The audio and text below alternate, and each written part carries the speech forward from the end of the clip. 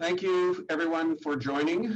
I'd like to welcome you all to the IIAC ESG and Transition Bonds Conference.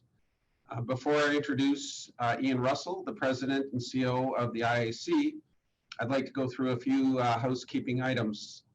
Participants are encouraged to use the Q&A function.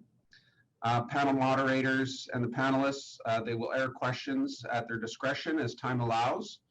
However, we would really encourage having some robust discussion. A recording of the conference will be available at a later date.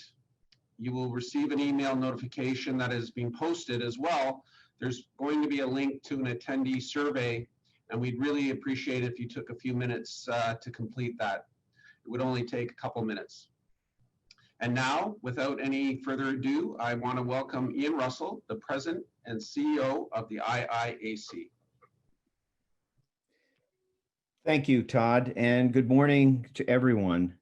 A welcome to the panelists, to the speakers and delegates, to the IIAC ESG and Transition Bond Conference. The purpose of this conference this morning is twofold.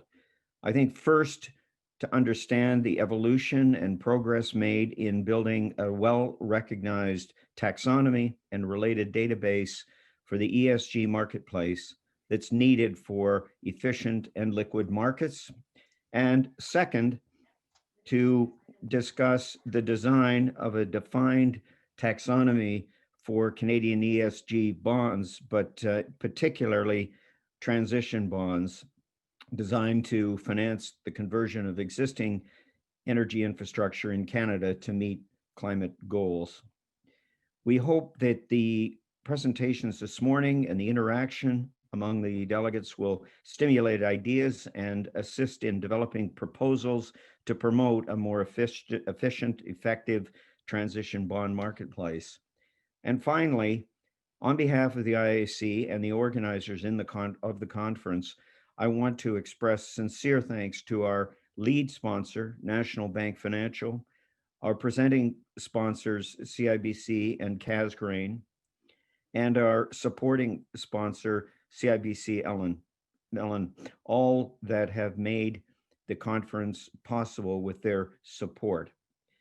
Thanks to all of you for participating and joining us today, and I hope that all of you will enjoy the ensuing discussions. Thank you. Todd, back to you. Thank you, Ian. And now I'd like to introduce our introductory speaker, Ryan Riordan, Associate Professor and Distinguished Professor of Finance, Director of Research, Institute of Sustainable Finance at the Smith School of Business, Queen's University. Ryan. Thank you very much, Todd. Thank you very much, Ian.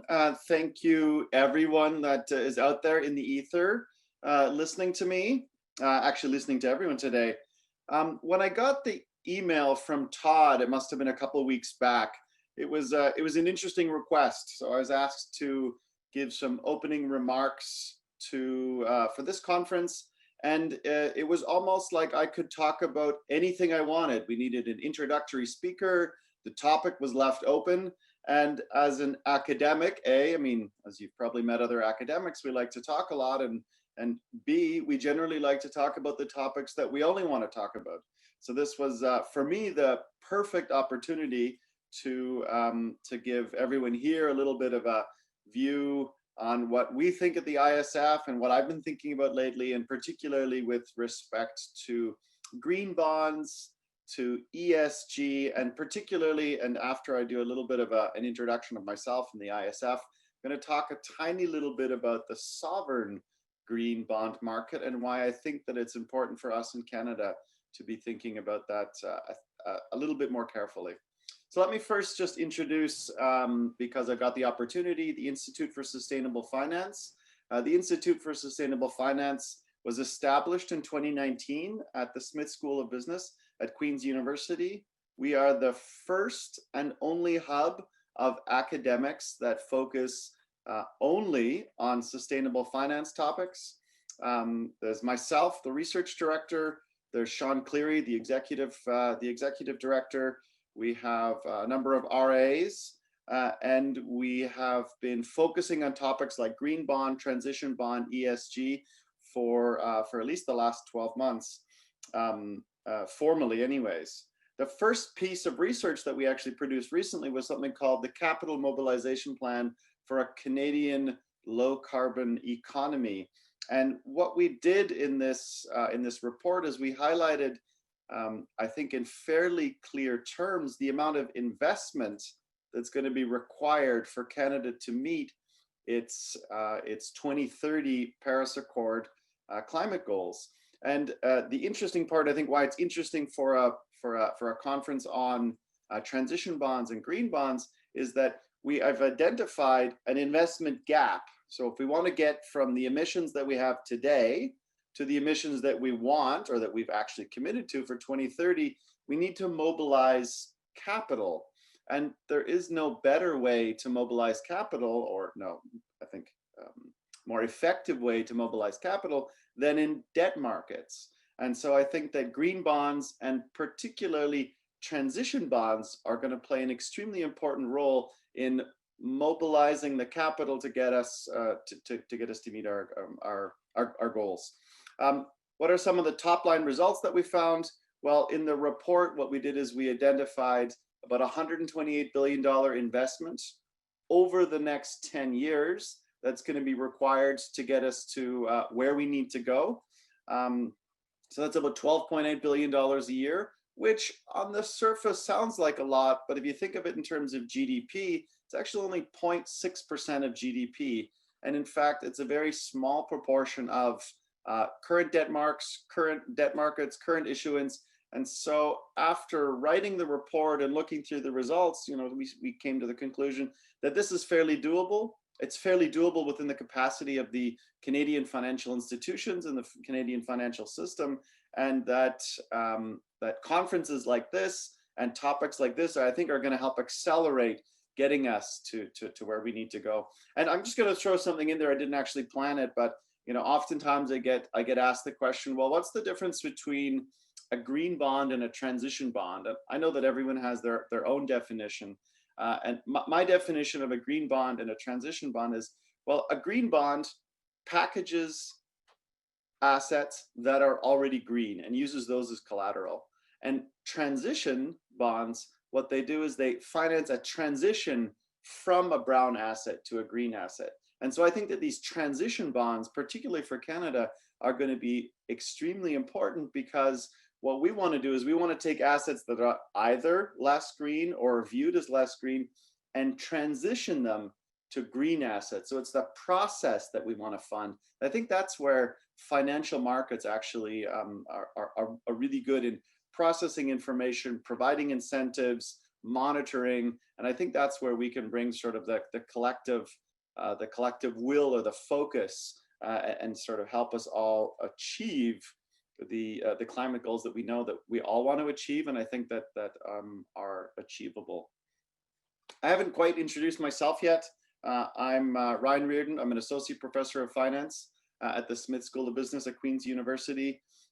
I'm the research director of the Institute for Sustainable Finance. I was a co-author on the Capital Mobilization Plan. I've written papers on the impact of Hurricane Sandy on asset prices in New York State, or in fact in the United States. We've written a paper on carbon risk besides the Capital Mobilization Plan. Focus fairly clearly on the investments side of the sustainable finance market, but also on the macro financial roles. I'm also the academic director for a Master's of Financial Innovation and Technology. So my two topics are sustainable finance and financial technology. In fact, anything that I think is sort of cutting edge and new and sort of pushing the boundaries of finance is sort of where I find myself, getting drawn in. And so I would encourage anyone, if they're interested in the ISF or interested about hearing more about our research or about what I do or about what Sean does, then they can reach out to any of us. We'd be happy to engage with industry. One of the pillars of the ISF is, in fact, outreach. So engaging with industry, events like this, but also research projects, conversations, reports, teaching. So just sort of making sure that what we're doing in academia matches what's happening in industry. And now I'm going to, if you'll allow me, to share just a couple of slides to talk briefly about sovereign green bonds. This is not going to be news for anyone, and I'm really using this as sort of expositional to talk a little bit about what I see going on in the market and what I think that we need to do in Canada. So I'm going to end with a recommendation and a reason for the recommendation. It's probably not going to be anything new to anyone out there, but I think for me it was interesting when I was doing a little bit of the background research for this, what's going on in the sovereign bond market. Now, if I don't hear anyone, I'm just going to assume that the slides are visible. So I'm putting sovereign green bonds in quotation marks, not because I'm quoting someone, but I want to sort of highlight the fact that what I think is missing in Canada is a sovereign green bond, or a federally issued green or a sustainable bond. And so I went out last week and I just took a look at, what are other countries doing in the sovereign bond market? So as of July 2020, so these are a couple of months old. So there might be a couple of new bonds that are issued or reissued. 16 sovereigns or countries have issued green bonds totaling $80 billion. Now, to people outside of financial markets, that sounds a lot. We probably know that this isn't a very large proportion of sovereign bond issuance in total. The interesting thing to me was when I was looking at this, not the amount that's been issued, but first of all, the 16 countries that have issued sovereign bonds and the number of countries that have issued in the last couple of months. So in September of 2020 alone, and I'm sure most of us will have, will have read at least the German issuance, but September 2020, Germany, Sweden, Mexico, and Egypt all issued their first or their inaugural sovereign green bond. It was it wasn't a huge amount, $7.7 billion, 2.3, close to $1 billion, and about $750 million respectively. But the important thing, I think, is the fact that the federal government has decided to issue a green bond, that they're signaling, they're sort of putting not their money, they're putting someone else's money where their mouth is. But I think it was important that these countries and we'll talk about the UK sort of towards the end of my little talk anyways. I think it's important to see, the number of countries and the momentum that's behind this and the importance behind having a sovereign green bond. Here's just a general idea about what the use of the proceeds are. And the important thing to get from a slide like this, at least for me, was that there's a lot of different structures out there. So not every sovereign bond is made the same. And then other sovereign bonds, I think, provide incentives for other entities to issue green bonds or transition bonds. So if you see as a proportion of the total issuance that sovereign bonds, while growing, which I think is important, is still a small proportion of the total the total bonds that are issued. So in 2020, sovereign bond issuance made up about 14% of total, where in 2017 it was well, we don't have the number here, but for 2018 anyways, it was 10%. So while it's slowly increasing, I think there are a lot of uses: local government, non-financial, asset-backed financial development banks, agencies. Some of this is green lending. You'll notice that green lending is also increasing. So I think it's important to think about the mix of this, but also the important part of sovereign bonds. So it's still significantly smaller. It's growing. I think it's important. I think it's going to be increasingly important. It's so small that it's not even a full percentage point of all government issued debt security. So it's 0.1% of currently issued debt. Just skip over that. It's a lot of text. This was important, or this was interesting to me, because you always get this question about green bond and sustainable bond, and what's the difference? And of course, really the use of the proceeds are different, or the assets that are backing it are different. And so it's interesting for me to look at other differences between local governments and sovereign bonds, and what are the uses of funds for these bonds that are raised. This is 2018 data. We don't actually have great 2019 or 2020 data. This is sort of a call to everyone, and I think Todd or Ian mentioned it right at the outset, that getting better ESG, green, transition bond data, use of proceeds is extremely important to really understand, well, where do we need to do more and where are we doing enough? But here you see that a lot of the use of the proceeds, energies, buildings, transportation takes a large chunk. And this is actually really consistent with what we find in our capital mobilization plan, that transportation is going to be a really interesting and difficult sector to transition from high carbon to low carbon. And you know, living in Canada, we know that transportation is a problem we're always going to have to solve. Even 100 years from now, Canada is going to be vast. It's going to be difficult to get across. And you know, here was, at first I was kind of surprised, but then later I realized, of course, I shouldn't be surprised, is this water seems to be really important for local governments. Of course, it's one of the things that they provide to their population. So when you thought about it, it wasn't that surprising. Land use and sovereign is important, whereas for municipalities and provinces, it wasn't necessarily as important.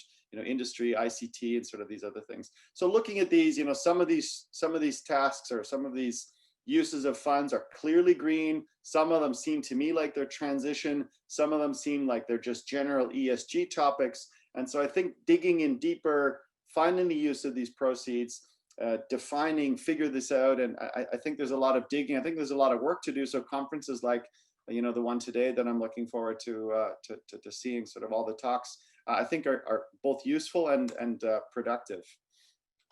Now, last week, or might have even been the week before, you know, with COVID and lockdown, all of the weeks sort of seem to blend together. But the UK announced their intentions to issue a green bond. They have not yet, but as if anyone who's been following the market, you know, the UK is sort of hoping that they're going to become the hub of sustainable finance in the world. So November 9th, so I guess it was 2 weeks ago, their finance minister, Rishi Sunak, announced that they were going to issue their first green bond in 2021.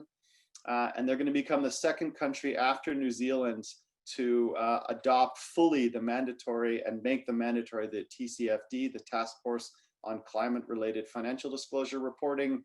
They're going to bring it in for large corporations and financial institutions by 2025. Now, 2025 sounds like a long time in the future, but in order to implement all of these, disclosure regimes, make sure they can be audited, it's in fact an extremely ambitious, and which is, you know, why they're only the second country to commit to this. And so I think it's extremely important and something we should be thinking about in Canada. And I've noted that, you know, we have a couple of talks today about that. And they're looking to make progress in sustainability. They're also the host for COP26, and they hope to, of course, make this sort of their coming out party when the climate change sort of world comes together in Glasgow at the end of November. They'll have issued their bond. They'll have committed to a TCFD, and I think it's an extremely important signaling that they're doing. I think not only to capital markets, but I think to everyone, everyone worldwide. I'll skip over this. And here's what I think that, here's what I took from digging into sovereign green bonds, or just green bonds in general. I think that Canada should be next. I think that we should issue a Canadian green sovereign bond. In fact, I think we should take it a step further. I think that Canada should establish a green curve. So we should issue a 2-year, a 5-year, a 10-year, some sort of a long-term green bond. I think that having a Canadian green bond curve will provide, I think, numerous benefits to us externally, but also internally. We all know that federal bonds are useful for benchmarking issuances of other bonds. They're useful for the pricing of current issuance, for trading, and also for investing. They're useful for hedging, so hedging both by investors but also by dealers. They're important to signal, I think, internally that this is something that's here to stay, but also externally that Canada is taking its sustainable finance role and the sustainable finance market in the country seriously. And it legitimizes the use or the domestic green and transition bond markets, right? It's not a fringe. It's not something that People are just going to take a step back and watch it develop. If we have the federal government issuing green bonds, establishing a curve, talking about a future issuance plan, I think that's extremely important to Canada and the Canadian market. And there is lots of evidence. I didn't present it here. We've got some regressions that I just wanted to know sort of on my own, but that sovereign issuance leads to a robust increase in issuance, trading, and investment in the issued securities domestically. So we've seen that right around the announcement of green bonds that we see more domestic issuance. And so that was all from me. I will stop my share in terms of the slides. I just want to say one or two things about the conference.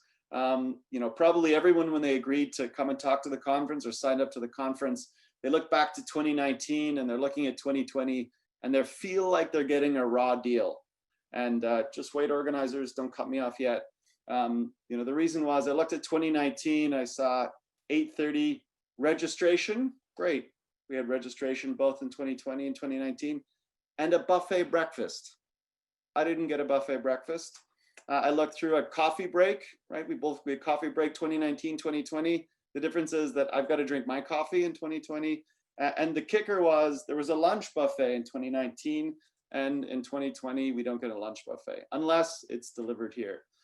So I was a little disappointed in that. What was really exciting was to see all of the topics that we're going to be talking about today. I find them all interesting. There are a number of familiar faces. I saw Sid, I saw Dominique Barker coming up in the next panel.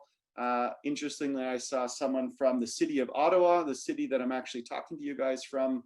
I do all of my conversations in the third story of my house in a suburb of Ottawa in Westboro. I love to see, and I'm looking forward to the green bond issuance that I just talked about in ESG frameworks next. Then the evolution of ESG issuers in Canada. I think that'll be extremely interesting. The transition in the taxonomy and the work that the CSA has been doing, and sort of this evolution of standards, global issuance of transition bonds. I'm particularly interested in that. And then the Canadian issuance opportunities. I think that we should all push the federal government to do more here. I don't think it'll cost them anything, and I think it could only gain us and the federal government something. And then the keynote speakers sort of at the end.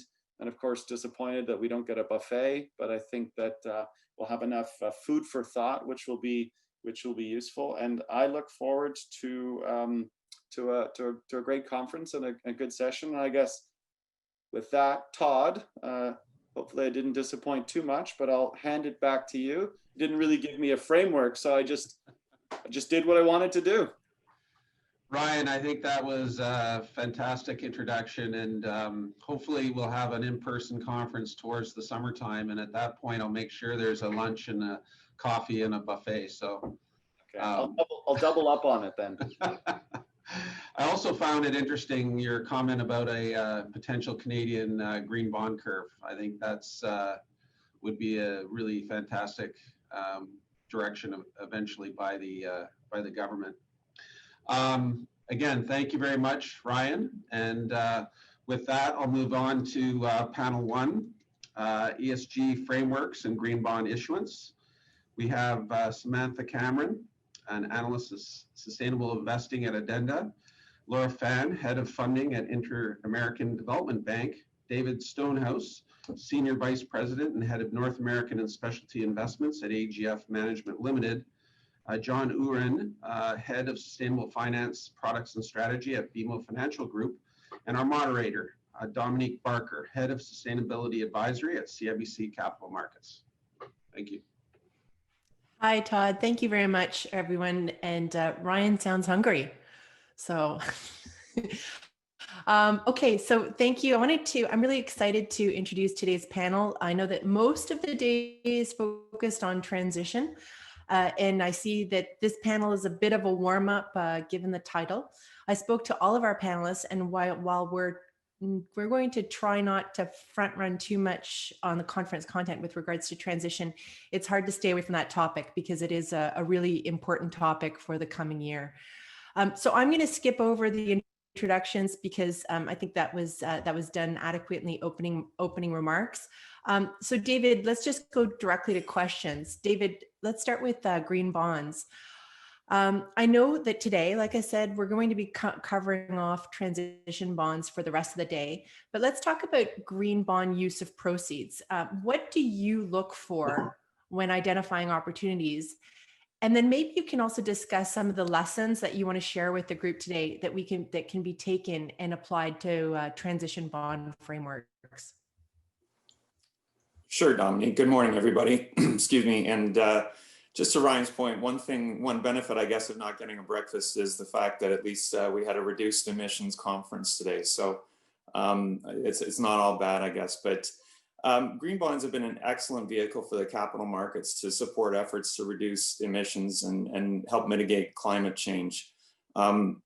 But the market's evolved from the trust stage to verification, and it's understandable why market participants have been concerned about the potential for greenwashing. So investors want to know if the proceeds are being legitimately used to support initiatives, and portfolio managers want to understand how the credit that they're providing is being used. So it makes sense that we've seen this evolve over the years where, in the early years of green bond issuance, there was a little bit less of an emphasis on the particular use of proceeds and just the green nature or intent to a more focused effort on the use of proceeds side.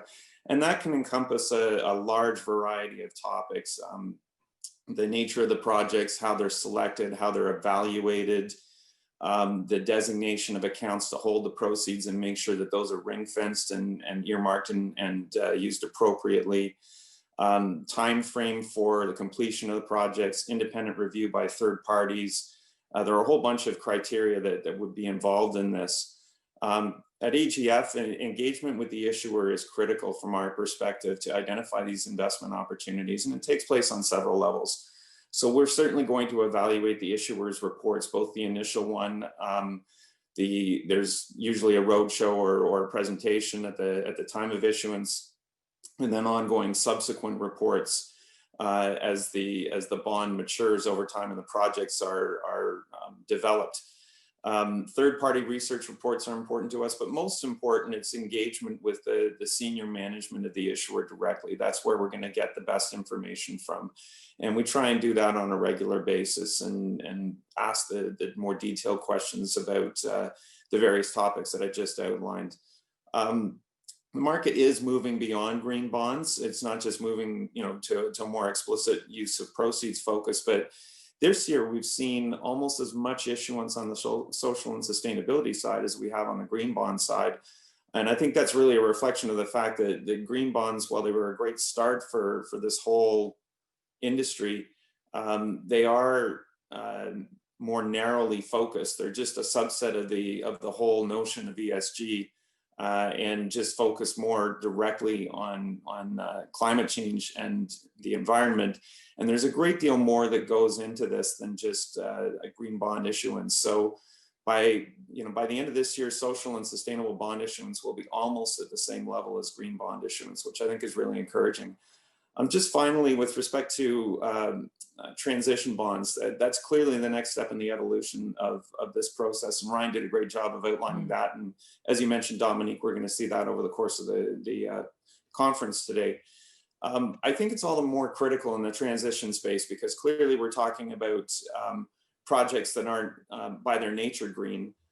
So people are going to be very interested in making sure that the proceeds are appropriate and that we're seeing that transition towards a lower emission environment, a more sustainable and net carbon neutral environment over time take place. And I don't think there's going to be nearly as much tolerance for transition bonds being issued without a clear use of proceeds as there might have been in the early days of the green bond issuance environment. So I think that's maybe a key lesson that we can take from this as we see the market evolve towards transition bonds. Great. That's probably a great preview for the rest of the day. Thank you for that, David. John Bimo, I know in the preparations for this, you had some thoughts when we talked about social bonds. And David, thank you for pointing out that the issuance of social and sustainability bonds in 2020 has really grown. John, maybe you can discuss use of proceeds. You had some commentary I think you wanted to share with regards to use of proceeds for social bonds. I did. Thanks, Dominique. And thank you to the IIAC for hosting this conference on ESG and transition bonds. You know, as Ryan set the table at the outset, this is a very important topic, both in the Canadian and global marketplace. So this is an important conversation today. You know, David, thank you for setting the table a little bit and giving some background on green bonds and delving into social and sustainability as well. You know, as we look back over the last decade, since the World Bank first issued the first green bond in 2008, it has been the most common way, that is a green bond, for issuers to access the ESG or sustainable bond market. You know, last year we saw 274 billion in green bonds issued globally, which made up more than a majority, about 58% of ESG issuances globally. But 2020 has been interesting in a number of ways, but particularly in the debt market. You know, we're seeing higher volumes of social and sustainable bonds. You know, there's been 500 billion in sustainable debt issued in 2020, which eclipses the 2019 total. So in and of itself, the market continues to grow. But the overall proportion of green is shrinking relative to social or sustainability bonds. And even sort of newish products like sustainability linked bonds, sustainability linked loans, and even transition bonds, which I'll touch on in just a moment.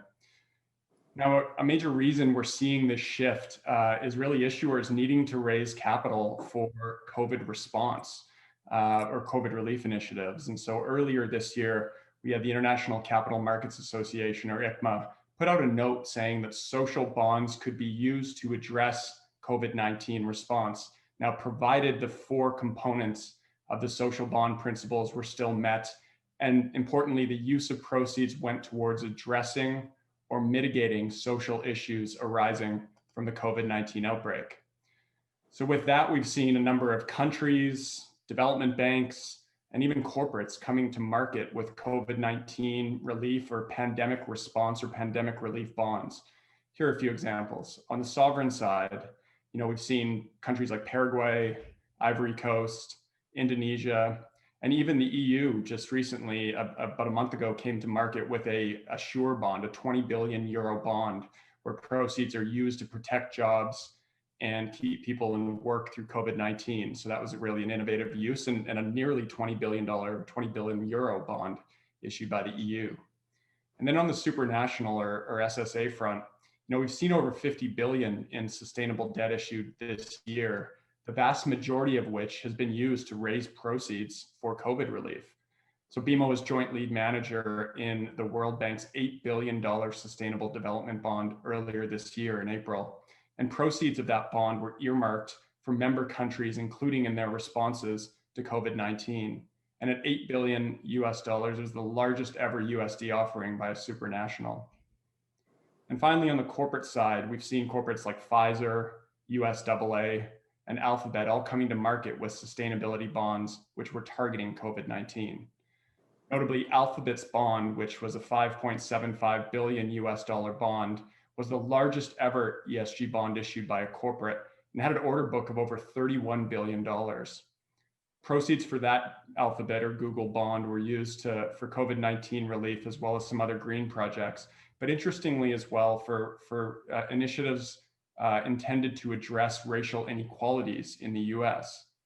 And similarly, Bank of America came to market in September with what's been called a racial inequality bond, where a portion of the proceeds are used for the financial empowerment of Black and Hispanic Latino communities in the US. So these are all examples of the expanded definition of the use of proceeds in social bonds, which include COVID relief, and that's obviously a new 2020 development, but also social or societal issues like racial inequality. Issuers are getting more creative in the ways in which they structure their sustainable debt, and the demand for these bonds has been incredibly high. And we're also seeing some innovation on the product side. So in December, BMO structured a $2 billion sustainability linked loan for Maple Leaf Foods, which was the first of its kind in Canada, where the interest rate margin could actually decrease if Maple Leaf Foods hit certain sustainability targets related to waste, water, and electricity reduction. And then there's sustainability linked bonds. We've seen about 4 issued globally to date, where the proceeds in the coupon payable could actually decrease if the issuer hits certain sustainability KPIs. Now, I expect we'll see more sustainability-linked bonds in the future.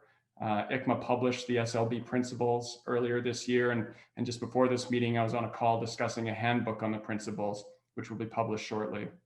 And finally, transition. So between the work the CSA is doing on the transition taxonomy, alongside ICMA, who has a climate transition working group that'll be issuing a handbook likely before the end of the year as well, I expect we'll see this segment of the ESG market growing in 2021 as well. So perhaps maybe I'll pause just there. can I just a quick yes or no answer. So are you critical of the expanded use of the definitions, or are you think that that's a positive thing? It's not clear. What are your thoughts, just quickly? I think it's a positive, Dominique. Okay. I think exactly what labeled bonds like social, green, or sustainability are intended for. So what we're seeing is they're addressing critical and timely social issues that the world is facing, and they're getting proceeds at scale to solve or resolve or help mitigate some of those issues. So I think this is exactly how this market is intended to work. Great. Thank you, John.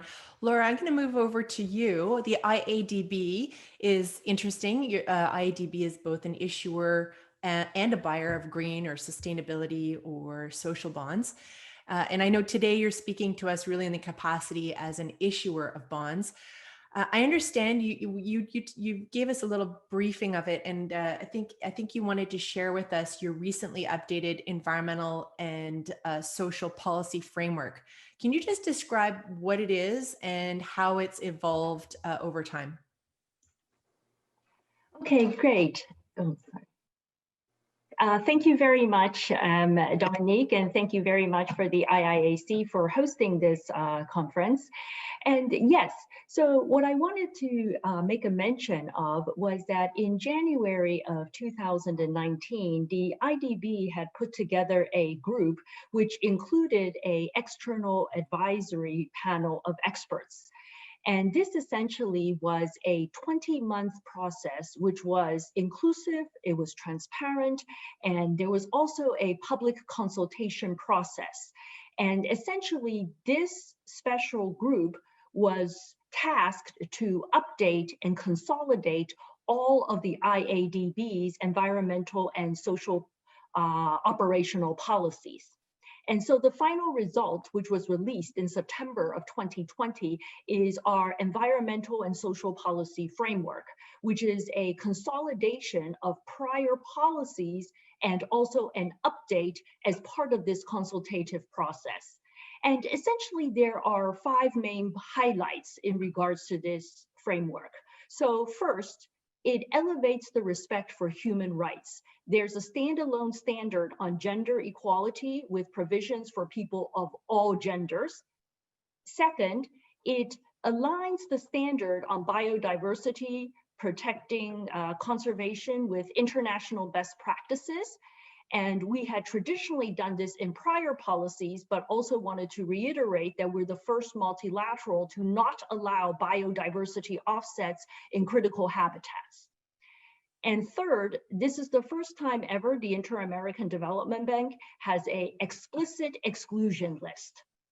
So for example, this exclusion list, the IADB, will not be financing projects which include, for example, upstream gas and oil exploration, thermal coal mining, and coal-fired power generation.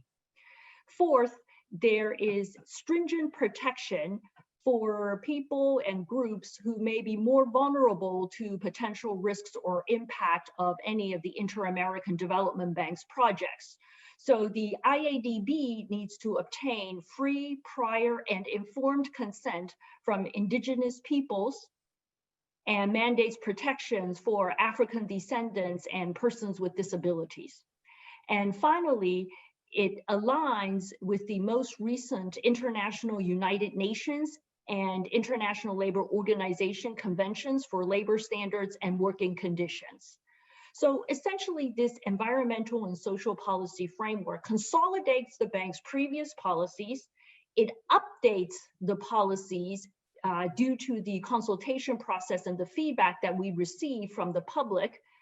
And finally, it includes an exclusion list, which the Inter-American Development Bank had not had in the past. Laura, given this is a transition conference, later on, I think most of the day is focused on transition. And since your exclusion list excludes upstream oil and gas, would it also exclude, for example, transition bonds? Well, first of all, for the IADB, we do not issue transition bonds, okay? Because the IADB has had very strict environmental and social governance standards for quite some time. And as such, all of our projects would be considered as compliant with ESG standards. So the IDB will not be issuing transition bonds, and we have never issued transition bonds. Now, to that extent, we may advise, especially on the private sector side, perhaps in terms of, companies that are interested in looking at transition bonds. But for the IADB, we will not be issuing transition bonds. We feel that all of our projects are ESG compliant. Okay. And for the IADB, the explicit exclusion list is something simply that we have made explicit. Implicitly, the bank has not financed oil and gas exploration already for a very long period of time. It's just that the statement was never made explicitly. Thank you. And just one last question. Is that publicly available on your website, the exclusion list? Yes, it is. Yeah. So the Environmental Social Policy Framework, including the exclusion list, is publicly available. Thank you. Sam, let's move to you. Samantha is at Addenda Capital. Thank you for joining us. She's part of the sustainability team. Addenda is very well known as in the institutional asset management community. Certainly when I was at CIBC Asset Management, very formidable competitor in terms, particularly with respect to sustainability. So you guys have done a really good job on that front. You've been quite competitive within RFPs or requests for proposals that incorporate ESG. How do you report on your green bond holdings to your clients? And what are some of the metrics that you are following and reporting back to your clients on? Yeah, for sure. Hi, everyone. Thank you for the introduction, Dominique, and thank you to the IIAC for hosting the conference today. I'm really excited to be part of it. So at Addenda Capital, sustainable investing is part of all of our investment strategies. But today, to answer your question, Dominique, I'm going to speak more about impact investing. So at Addenda, we have an impact investing fixed income fund. So it's impact investing and fixed income. And we define impact as a combination of two things. So one, it's compelling financial returns, and two, quantifiable high environmental or social impact, and things that are going beyond just improvements at a company in the way that they operate, but things that go beyond the organization. So for example, not just a company using renewable energy to power their own operations, but creating renewable energy for others to use. So yeah, the difference between sustainable investing and impact investing is with sustainable investing, we're not seeking that quantifiable high environmental or social impact. We're not seeking like reporting on those external impacts beyond an organization, whereas with impact investing we are, and we require reporting on the positive impacts the issuer is making. So when we were setting up the fund, we used the United Nations Sustainable Development Goals to identify the challenges we wanted the fund to help address. And from the SDGs, we identified themes, and from the themes, we identified focus areas. So the themes in the fund are climate change, health and wellness, community development, and education. And the focus areas, for example, under the climate change theme are renewable energy, clean transportation, and energy efficiency. So Dominique, you asked about metrics. So I'll give a few examples. In the renewable energy focus area, for example, some of the metrics are renewable energy produced on site or generation capacity. For another example, under the health and wellness focus, or under the health and wellness theme, hospitals are a focus area. So metrics that we can collect for hospitals include things like number of patients admitted and cared for, number of operations performed, number of researchers and health professionals trained. And then you asked about green bonds. So some of the holdings in the fund are labeled green bonds. but others are not labeled as green bonds, but we still evaluated them against the criteria in our focus areas and found them to be impactful. For example, some renewables projects don't specifically issue green bonds. They're not labeled as green bonds, but we still think that they're impactful, so we include them in the fund. And so for the impact fund, we report at least one metric per investment to our clients annually. I get to gather all those metrics, and it's time consuming, but really fun to see all the metrics that we, all the impacts that we're helping to make. And then quarterly, we report on the breakdown of the fund by theme and focus area and highlight examples of what is in the fund. Most issuers only report on positive impacts annually, so we can't really report any more frequently than that. And then also just to say our fixed income clients outside of the impact fund, we can report to them what percentage of their portfolio holdings are in securities that we have classified as impact and what percentage of their portfolio are labeled green bonds. So some clients, they don't have a specific mandate for impact. They definitely have a preference, and we're able to help increase their exposure to impactful securities, which is really great. So one of the questions that I have is with regards to, you mentioned that you put some bonds in the fund that are not labeled green bonds. Can you expand on that? And maybe I'll just open it up to the rest of the panel, just in the concept of that labeling and potential greenwashing or the impact on our industry just from a reputational perspective. Sam, can you just touch on how you are classifying green bonds that are not actually labeled green bonds? Maybe just go into that. Yeah, for sure. So as I mentioned, we kind of have the themes and then focus area structure. And so we have write-ups for all of our focus areas that have specific criteria that the investment needs to meet in order to be like considered impact. So we already have that criteria set out, and we use it as a guide to help us make the determination if it should be considered impact or not.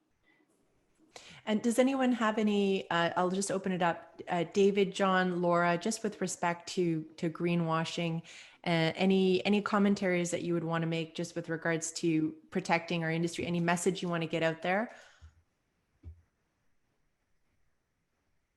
Yeah, I guess from my perspective, it's what I mentioned before. I think it's critical for everybody to understand use of proceeds, to be able to legitimately identify the nature of the projects and to be able to track it. So, and that requires ongoing engagement. That requires touching base regularly with the issuer. It requires checks, reports, discussions, and making sure that the projects are on track and that the use of proceeds are being adhered to in terms of their intent. So that's a dynamic, ongoing situation that doesn't. It's not a one and done sort of thing at the outset of a bonds issuance, and it's something that's I think really critical to the industry and certainly for our funds in terms of making sure that that the use of proceeds are legitimate and are being applied appropriately. Yeah, and I would just add to it and totally agree with David's comments. You know, reporting is so critical, and there isn't, you know, I totally fully support labeling, of course, and being, you know, issuing green bonds in alignment with the green bond principles. But when you're getting to the sort of the last stage of reporting, I think there isn't sort of consistency amongst reports, and a lot of times we still have issuers sort of putting their best foot forward from a green perspective in terms of giving the highlights. I think as reporting becomes more mainstreamed with things like TCFD and, you know, and more issuers aligning with SASB and other reporting best practices, I think that will make the investors a little more comfortable, and it'll be a little more clear what the true, both quantifiable and qualitative impact of the green use of proceeds has been. But I'm not sure the market is there yet with full consistency to allow a really good look through to make sure that the proceeds are being used the most impactfully. Yeah, thank you. Sam, you had mentioned the Future Fit Business Benchmark in our preparations, and I personally had not heard the term. So just for the benefit, and perhaps I'll admit I'm an equities person, so it's possible everybody knows what this is. But can you just talk about what that is and where you see it going? Because it sounds interesting. Yeah, for sure. Thanks, Dominique. The Future Fit Business Benchmark is something that we're really excited about, and hopefully some people on the call have heard about it today, but if not, I'll just give a quick overview. So it's a free strategic management tool to help companies and investors assess, measure, and manage the impact of their activities on society and the planet. The benchmark was developed by a UK registered charity, and it's a set of 23 break-even goals that if a company met all of those goals, it means they can continue to operate into the future without harming the planet or society. So some examples of the goals are things like energies from renewable sources, products can be repurposed, and employee health is safeguarded. So it helps companies understand what they need to accomplish to be truly sustainable and helps them track their progress along the way. It's also aligned with the UN SDGs. And so many ESG frameworks or ESG scores, they're comparing peers, and it's not about absolute sustainability. So that's what really differentiates the Future Fit Business Benchmark, is it's about absolute sustainability of a business's operations. And companies often set targets to improve sustainability performance, which is great, but often those targets aren't focused on bringing the company to a point where they're truly sustainable in the long term. So the benchmark gives companies a North Star and shows them what they need to be working towards and can help them identify strengths and weaknesses and figure out where they need to improve. It's not really about impact investing, but it's about making your business sustainable. So it's about like a business's own operations, but the benchmark also has positive pursuits, which are beyond the 23 break-even goals. And those are more things like outward positive impacts that a company can try and have. And then I'll just say a few examples of companies that are already using the benchmark. So Novo Nordisk, a Danish pharmaceutical company, was the first global company to have completed a Future Fit self-assessment and to have the results independently assured. And then also a second example, Tourism Holdings Limited is a New Zealand-based tourism company, and they report using the Future Fit Business Benchmark in their annual integrated report.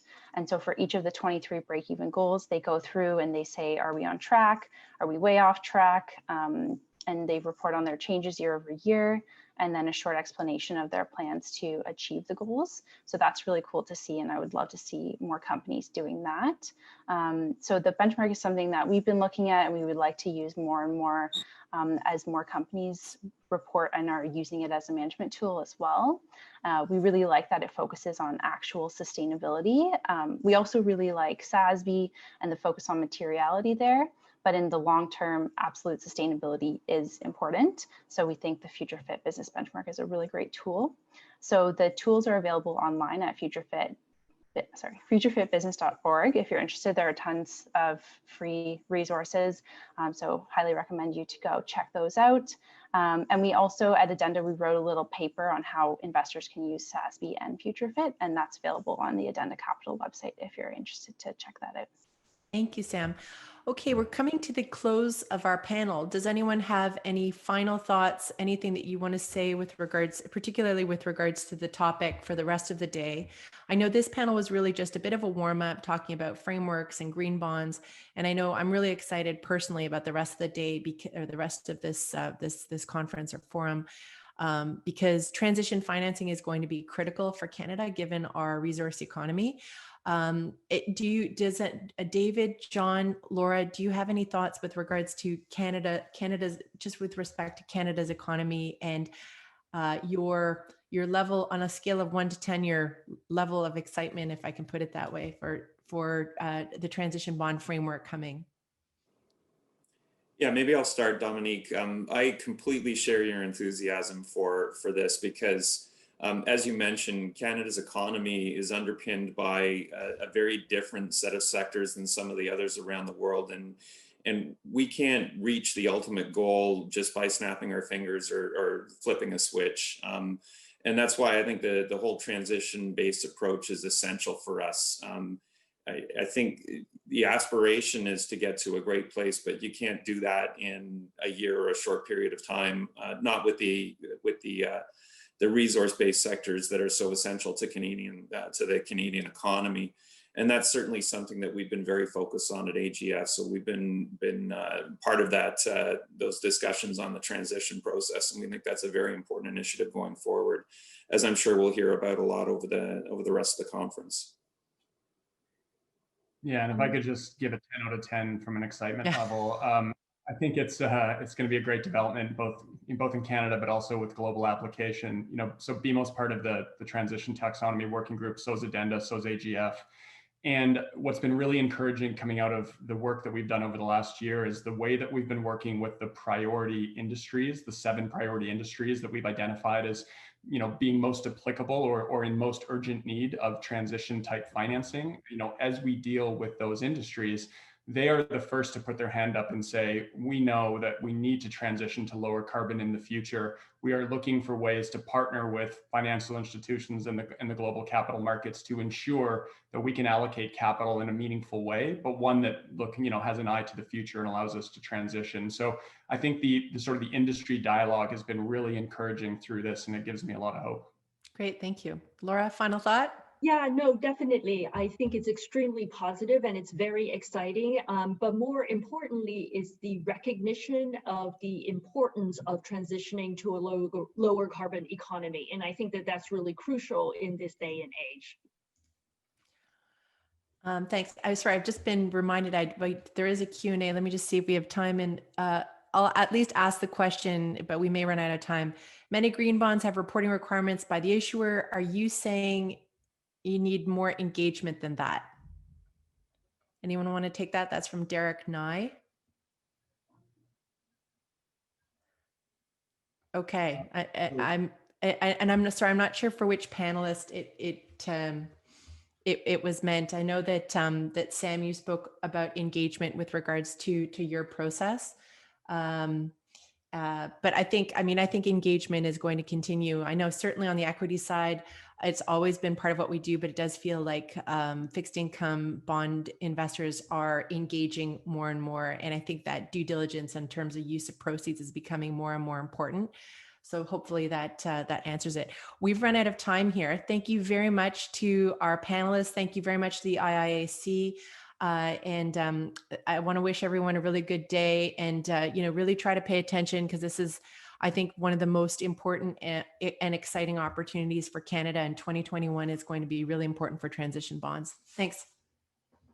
Well, thank you, Dominique and John and David and Laura and Samantha. That was really interesting and well done, and very thoughtful. Thank you.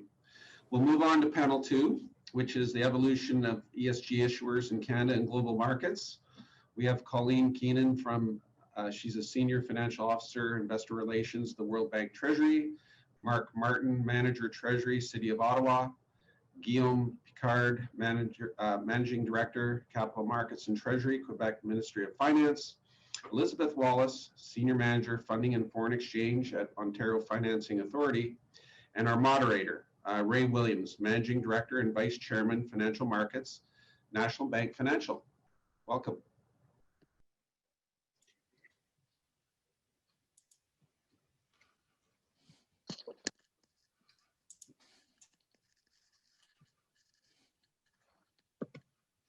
Good morning.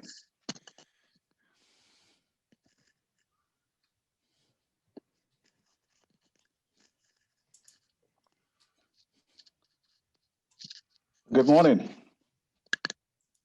Morning, Ray. Morning, Ray. Lovely to see everyone. Morning. So welcome. I think, Todd, thank you very much for the initial introduction there. I've been listening from the very outset this morning, and so far, very, very informative. So thank you all for joining us this morning virtually for this IIAC conference on transition and ESG issuance overall.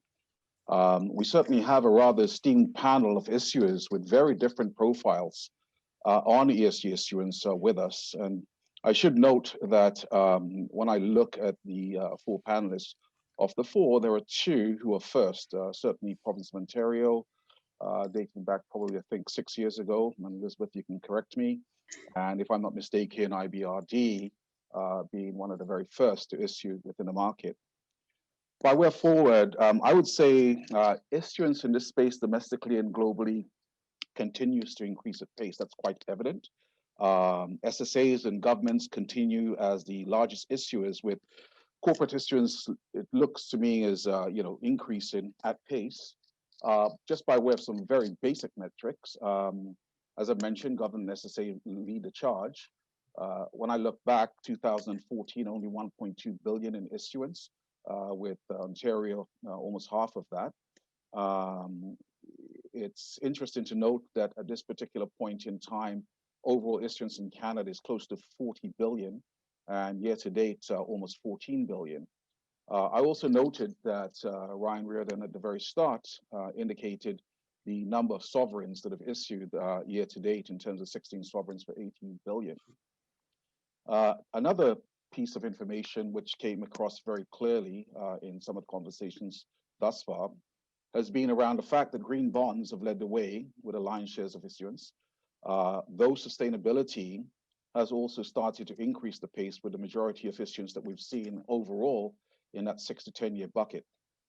It's interesting to note, I believe, that what might have been deemed a niche market 6 years ago is now increasingly seen as a growth driver. It's very evident that ESG momentum looks as though it's here to stay.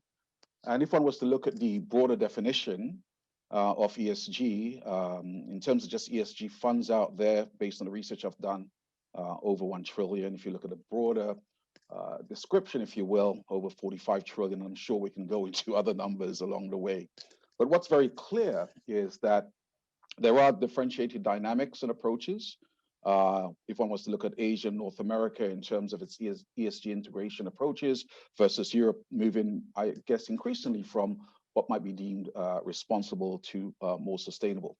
So with that, by way of just an intro, what I will do is pass it on to our panelists to provide, as a starting point, who they are, I guess, from an organizational standpoint, and the specific focus they have in the ESG space. So no particular order, but Elizabeth, I can see you as a big picture right here. So why don't you start? Sure, Ray. Thank you so much. So the Ontario Financing Authority, or OFA, is the agency of the province of Ontario that manages the province's debt, investments, and borrowing program. Green bonds are a key part of Ontario's environment plan to address climate change and remain a core component of Ontario's borrowing program. They are an important tool to help finance public transit initiatives, extreme weather-resistant infrastructure, and energy efficiency and conservation projects. Ontario is currently the largest issuer of Canadian dollar green bonds. We have 8 issues that we have done. They've totaled $6.75 billion, of which $6.25 billion is currently outstanding. Ontario's green bonds have funded 23 projects across 3 green bond framework categories. Clean transportation has funded 6 projects, energy efficiency and conservation, 16 projects, and the final framework category, climate adaptation and resilience, we financed 1 project there. Roughly 3/4 of the funds we've raised has gone towards the clean transportation category. The province of Ontario became a member of the Green Bond Principles, or GBP, maintained by ICMA in March of 2016. In addition to ensuring the Green Bond program aligns with the GBP, the province developed its Green Bond framework in consultation with Cicero, an external reviewer. The province provides updates on the selected green projects and allocation of funds, are reported in an annual newsletter. Our 6th Green Bond newsletter is expected to be published sometime next month. We use core indicators that are widely recognized by the market for our projects and expect to adopt future impact reporting recommendations of the GBP. We provide an assurance audit from the Auditor General of Ontario, and we fund project categories which support 7 of the United Nations Sustainable Development Goals, and some of our green bond projects contribute to environmental objectives set out by the EU Taxonomy, primarily in the climate change mitigation and climate change adaptation under those 2 headings. And with that, I'll leave it there. That's thank you so much for that. As I've mentioned, one of the things that I certainly took away in our initial conversations was the very sort of different approaches that each of you as issuers within this space took. So maybe at this point, I'll ask Colleen Keenan from the IBRD to pipe in and provide an introduction of the approaches that they're undertaking. Hi, everyone. Thanks, Ray. Thanks for the opportunity. Yeah, maybe I'll just start out by saying just a little bit about the World Bank. I'll be talking about IBRD today, the International Bank for Reconstruction and Development. This is the middle income country lender at the World Bank. We also manage the issuance program for the International Development Association, but again, I'll focus on IBRD today. So we are a supranational issuer. We lend, we provide loans, guarantees, and advisory services to middle income countries. We're owned by 189 countries. You will have heard in the previous panel that we started our green bond program quite some time ago in 2008. This was the first labeled green bond in the market, and that really helped to set the blueprint for what has really exploded as a market at this point. And to date, we've issued close to 15 billion in green bonds, and these support a variety of sectors: clean energy and transportation, sustainable agriculture and ecosystems, water and wastewater management projects, and a few others in our member countries. And I think the important part and why green bonds are the sort of the foundation of this broader market that now includes social bonds and sustainable bonds and also sustainability linked bonds. It's really that green bonds helped us focus on the purpose of investment and the importance of transparency and disclosure in our investment decision making and the assessment of ESG risks, right? It's more of an awareness and us as issuers showing how the money is being used and what our goals are, and investors having sort of benchmarks and frameworks by which to assess these commitments. At the World Bank, we issue two kinds of labeled bonds. We continue to issue green bonds, and we also issue sustainable development bonds. These are our sustainability bonds. Both of our program, this includes all the bonds we issue, are either one or the other. And both programs are consistent with the guidelines that are published by the International Capital Market Association, either the green bond principles or the sustainability bond guidelines, depending on the bond program. For us, the Sustainable Development Bond Program is the larger portion of that program, where we issue 55 to 65 billion annually on average in recent years. And we apply that same focus on disclosure to all the bonds we issue. So a little over 2 years ago, we began to systematically communicate to investors what the entire IBRD balance sheet supports, right? So not just what we do with our green bonds, but everything else. So our sustainable development bonds. So we are explaining the development mission of the institution and our extensive internal review process. You heard Laura Fan at IDB speak in the previous panel about the environmental and social framework at IDB. And I think this is a common feature at the multilateral development banks, that we have these very developed guidance framework around ESG that guides all of the lending that we do, and therefore ties into the bond issuance, the bond proceeds, right? Everything that we finance with the bond proceeds, all the loans we make to our member countries, support a combination of social and green projects that are designed intentionally for purpose and for positive social and environmental impact. And all of these bonds, as I mentioned before, are consistent with the market guidance. You will also heard in other panels, it's really important to be able to assess these kinds of frameworks. And to do that, you need either newsletters or impact reports. So for our green bond program, because we've been doing this for quite a long time, I think we've published 5 reports. But for the first time in May, we issued an impact report on the entire issuance program for our sustainable development bonds, and we'll continue to do that. And of course, impact reporting is iterative by nature, so this is something that we'll continue to develop, continue to bring market guidance and know-how into what we do, and to continue to develop our own methodology for how we link what we do to the sustainable development goals, because of course this is increasingly important for investors to be, because they are using it as, many are using it as a framework for their investments and for tracking impact. So this is something we will certainly do. And I'll just say one last thing.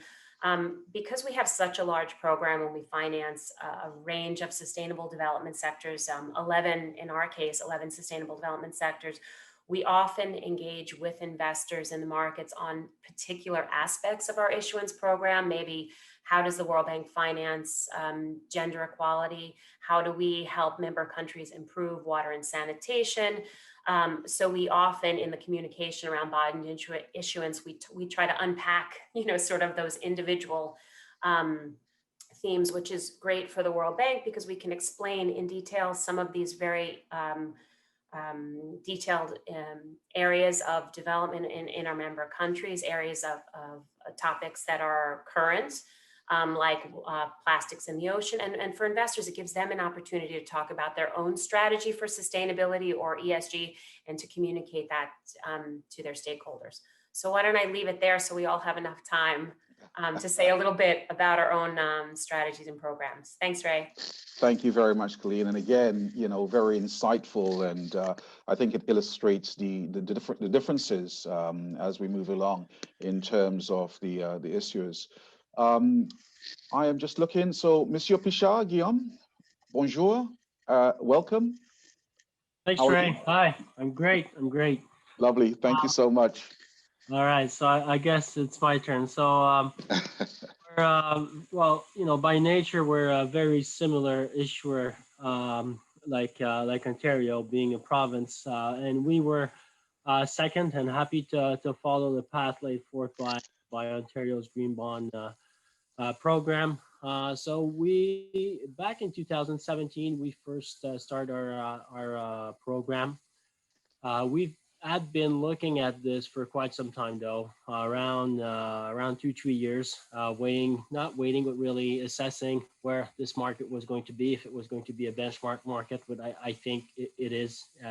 It has become now a benchmark market around the globe. So we've set up our framework. We went to Cicero as well. We have a dark green with quote, which is the highest they do award. We've financed 8 projects through our green bond since then. They're up through 5 issues, $2.8 billion. Mainly 2 categories: public transit, and our latest issues. We're able to introduce some energy efficiency projects there. Public transit for us was a de facto category. There are large projects. You can allocate some large sums of money to them. And who can, at the end of the day, be against public transit when you have big cities like Montreal that are in dire needs of improvements in the metro network. We've financed the REM. It's a light rail train system that's being constructed right now in Montreal. We're looking at other projects, of course, in the public transit sector in Quebec City. We'll hope that is a project that will eventually come in the cards and play and be financed through green bonds. And one other thing I can say about the green bond program is that it enabled us to be in closer contact with our base investors, which are very interested in the green bond market. We've established close relationships with some key players, and also talked to a lot of our peers in terms of issuers. I mentioned Ontario, but World Bank, we've had some very close contact with them and helping us setting up our program and going forward at the beginning. So it really is a sort of micro dynamic, if I can say, in terms of a program. It really, the green bond market is really something that's complementary to your regular program, and it really is a add-on. It adds value to your regular program. If I can say, for instances, in some of our green bond issues, we saw some new investors come on board. They were the first time we bought Quebec paper. And then on our regular curve, these same investors showed up buying dollars, buying euro bonds. So that's for someone sitting in my position who's in charge of the whole borrowing program for Quebec, that's a very positive thing, a very positive thing. And maybe I can say going forward, the challenges we see here, and I know we'll talk about COVID a bit later, but it's not the main challenge for us is finding projects, finding good sound projects that will check all the box in terms of what is a good green bond project. Can we have the key elements to report if we do finance that project? What real environmental impact this project will have going down the road. So we are also looking internally, can we improve some projects? Can we improve them so we can actually finance these projects to a green bond? Green bond, on the other panel, there was a question about greenwashing. The last thing an issuer wants to do is just, okay, I'll get volume in my green bond program. That's, I think, of all the issuers I know, that's the last thing you want to do. You want to make sure the projects you bring to green bond, they're really high standard projects. They check all the boxes and more. So I'll leave it there, Ray. Okay. And, that's my intro. Merci, monsieur. So with that, we'll move on to the city of Ottawa. Mark Martian, how are you? Good, right, and thank you very much. I'm hoping I can bring an ESG lens to this panel today, and from a municipal perspective, but quite an impressive panel. Mark Martin, I'm from the city of Ottawa. Ottawa is the capital of Canada, just for those people that are new to the concept of Ottawa. And maybe I'll jump right into it. So we have an incredible commitment from our council with respect to ESG initiatives, and there's a reason. In the last few years, we've experienced 2 emergency floods. We've experienced a major tornado, and we're in the middle of a pandemic. That's all happened within the last couple of years. And scientists used to tell us that was a once in 100-year occurrence. And scientists now tell us that will become sort of the norm going forward. And you look at it, the personal loss, the property damage, the infrastructure damage, the physical and mental health issues that are cropping up, the family displacement, which we've seen from the flooding, and the loss of life. These are all real issues that our council faces, and you can see why these are major priorities for them. And on top of that, we have a affordable housing and homelessness issue, and that's something becoming a more recurring instance across the country, and they want to address that. So it's not surprising that our council recently declared a affordable housing emergency in the Ottawa area, and we've declared a climate emergency in the Ottawa area. And they're not just declaring these, they're addressing them. So our affordable housing, you'll see in our 2021 budget, major initiatives to address affordable housing. We have secured a $168 million loan from a CMHC initiative, and we'll be building 700 units for that. And then there's a number of other initiatives within that budget addressing homelessness and our need for additional housing. And then on top of that, they also recently approved the Climate Change Master Plan. And within that Climate Change Master Plan is a commitment to reduce greenhouse gases by 80% by 2050.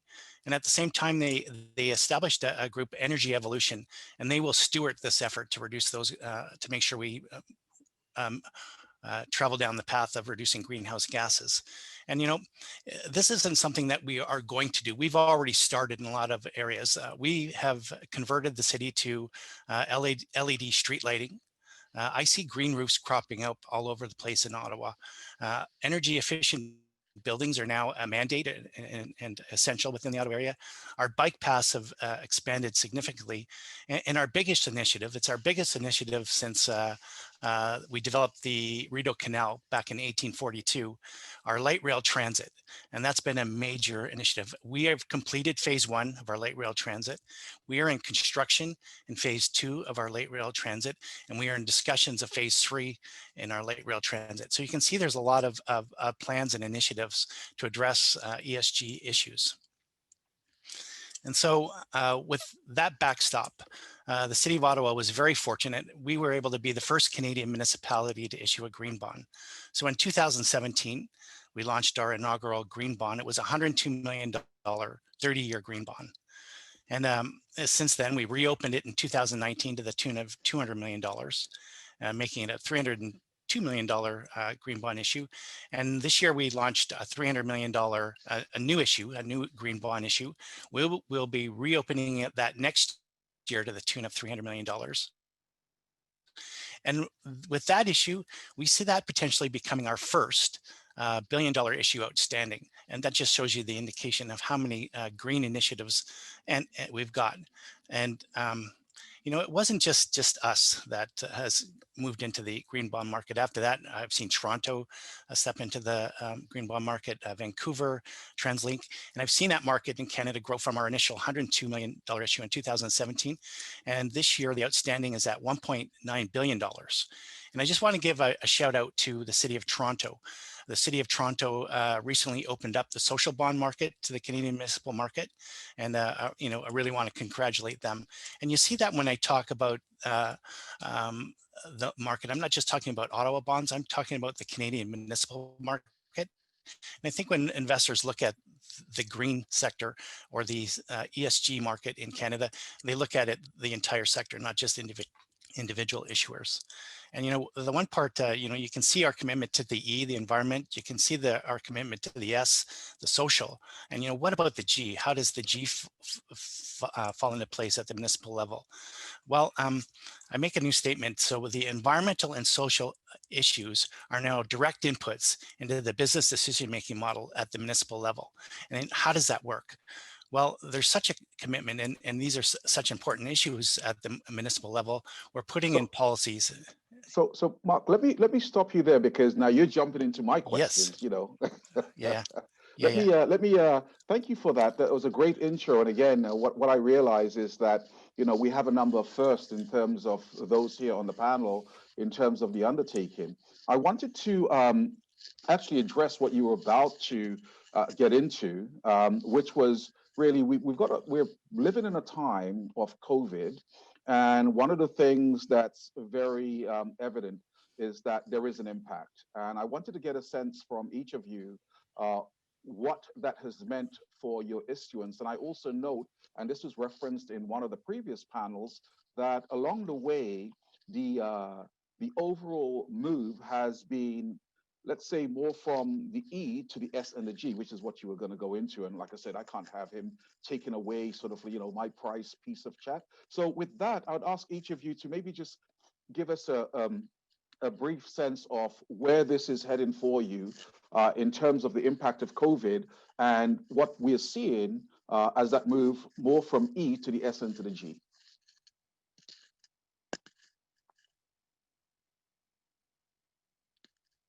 Well, maybe I'll start because I was traveling along. So, yeah, from our perspective, you know, at the municipal level, it all molds into one. And I kind of like what I heard from Addenda and the concept of impact investing. You know, you take a look at our light rail transit. Our light rail transit could be environmental, it could be green, it could be social because we're bringing people into the downtown sector. I really like the Vancouver issue where they called it green. It was a green bond, but it could have been an impact investing. It could have been a social bond. It could have been a transition bond. And in that case, they were financing a fire station that was LEED certified That's got a social implication and a green implication. They did social housing. It was also LEED certified. It fit into both buckets. So, sometimes I think things are changing. And as a result of that, we are now in the process of revamping our green bond framework, and we're going to make it a sustainable framework. And because I think a lot of times investors are sort of changing. What I think I'm seeing is I'm seeing investors changing more towards impact investing and putting all the buckets together versus specifically green, specifically social. And I'm seeing a lot of impact investing demands. Mark, thank you very much for that. Please pipe in, whether it be Colleen, Guillaume, Elizabeth. I could add a few things quickly now because I know we're close to time, but I think Mark had a good point there about the E and the S coming together. I mean, from our perspective, the reason we grew our approach to include everything we do is because in the green, there's so much social there. The reason we're doing it is because we're looking for these important, not only in the environmental benefits, but we as societies are benefiting from what green bonds are financing, right? But going back to the COVID piece, I mean, at the World Bank, we made a commitment across the World Bank organizations to finance up to 160 billion in our member countries.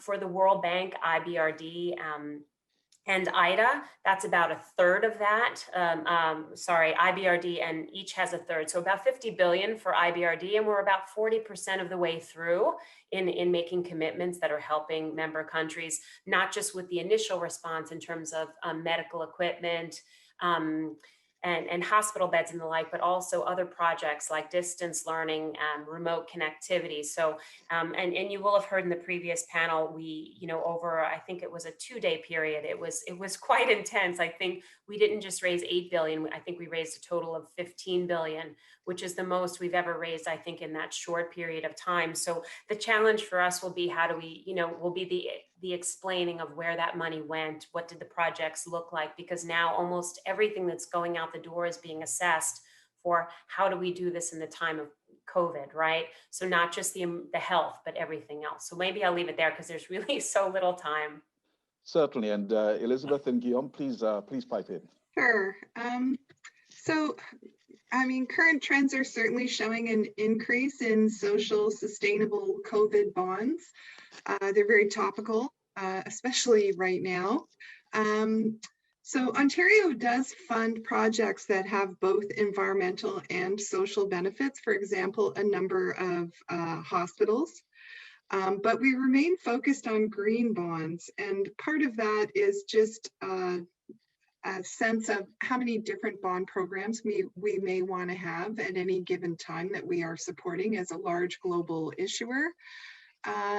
But we're monitoring developments in the sustainable bond market because a number of our projects, as Colleen alluded to, when you're doing things that are good for the environment, they often are good for society as a whole without looking too far afield. The challenge we face, and I think it was in the earlier panel, it was brought up and Colleen just mentioned in terms of impact reporting. What are the right statistics for the social aspect of a sustainable bond? We've spent a lot of time really honing our craft in terms of our green bond impact reporting, and we take it extremely seriously, and we would approach the social aspects of a bond we issue no differently. So really just trying to, I guess, wrap our heads around what is the market convention for statistical reporting or impact reporting in the social bond space, and whether we can meet that, because that then trickles down from where I'm working at the OFA into those various projects at the Ministry of Health and Long-Term Care or Ministry of Education or colleges and universities. Anyway, all of our partners who have helped us bring the program as far along as it has come, we would need to enlist their assistance, because some of the things we would be asking for, they may not already be capturing. So it's a little bit of a work project for the moment for the province of Ontario. Understood. Well, look, we were over time, but I would like to hear from Monsieur Pichard just before we go. Yeah, sure. Listen, very similar to Ontario, and I like to comment that how many bond program can you manage at once? Look, we just to give you a short answer, where we're going to stick to green bond as well. Like in the energy efficiency category, those are also projects that have a social mandate as well.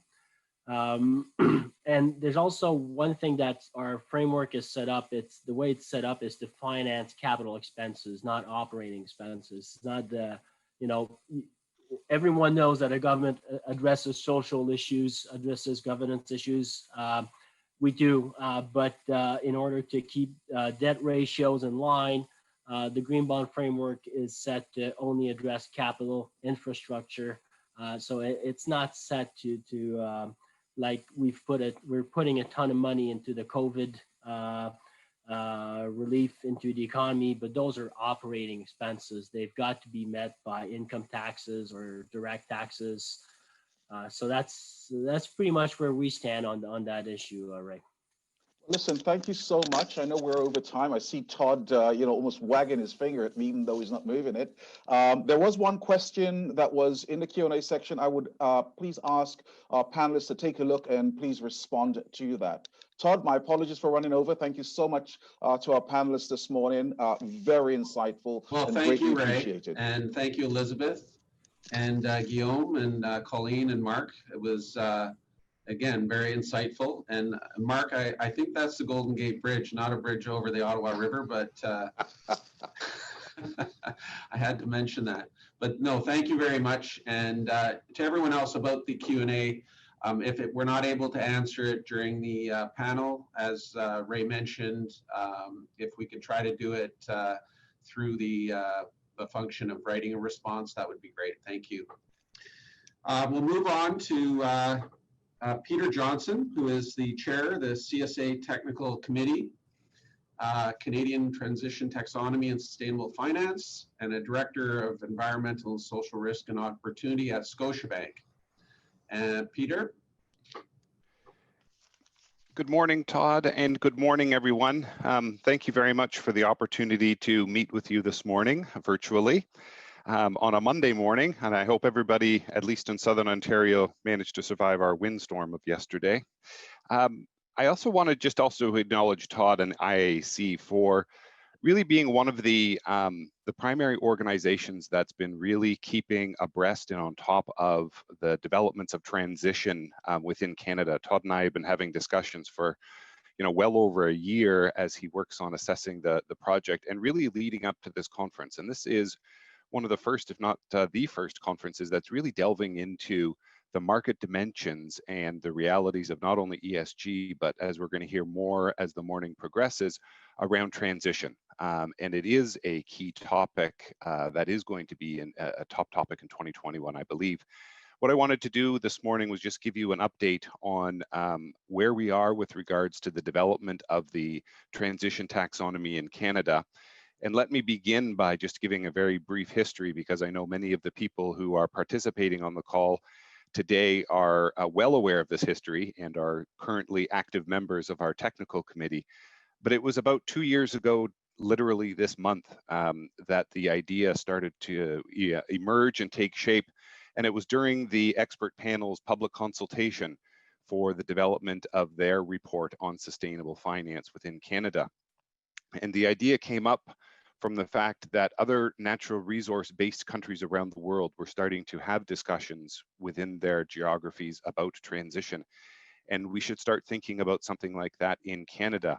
So the Canadian financial community came together and we started to have some discussions about how could we approach this within Canada, working from the premise that the expert panel really pushed forward was one concept being don't wait for the government, and that we can start to mobilize capital within Canada and internationally to be able to help facilitate the transition towards a lower carbon economy and society, which is absolutely essential.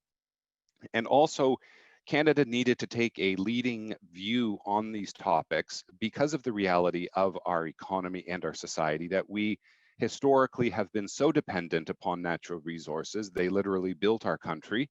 And currently and going forward, we are still going to be very dependent upon our natural resources, and they will be able to make that transition to be supportive of our Paris Agreement commitment, and will work towards becoming net zero by 2050. So the Canadian financial community came together. They provided the funding for this taxonomy to be created. They commissioned the Canadian Standards Association to use their internationally recognized process for developing standards, to use their process to develop this taxonomy within Canada. So we've been at work for about 18 months on the development of this taxonomy, and as many on this meeting will attest to, it's hard work. It's not easy.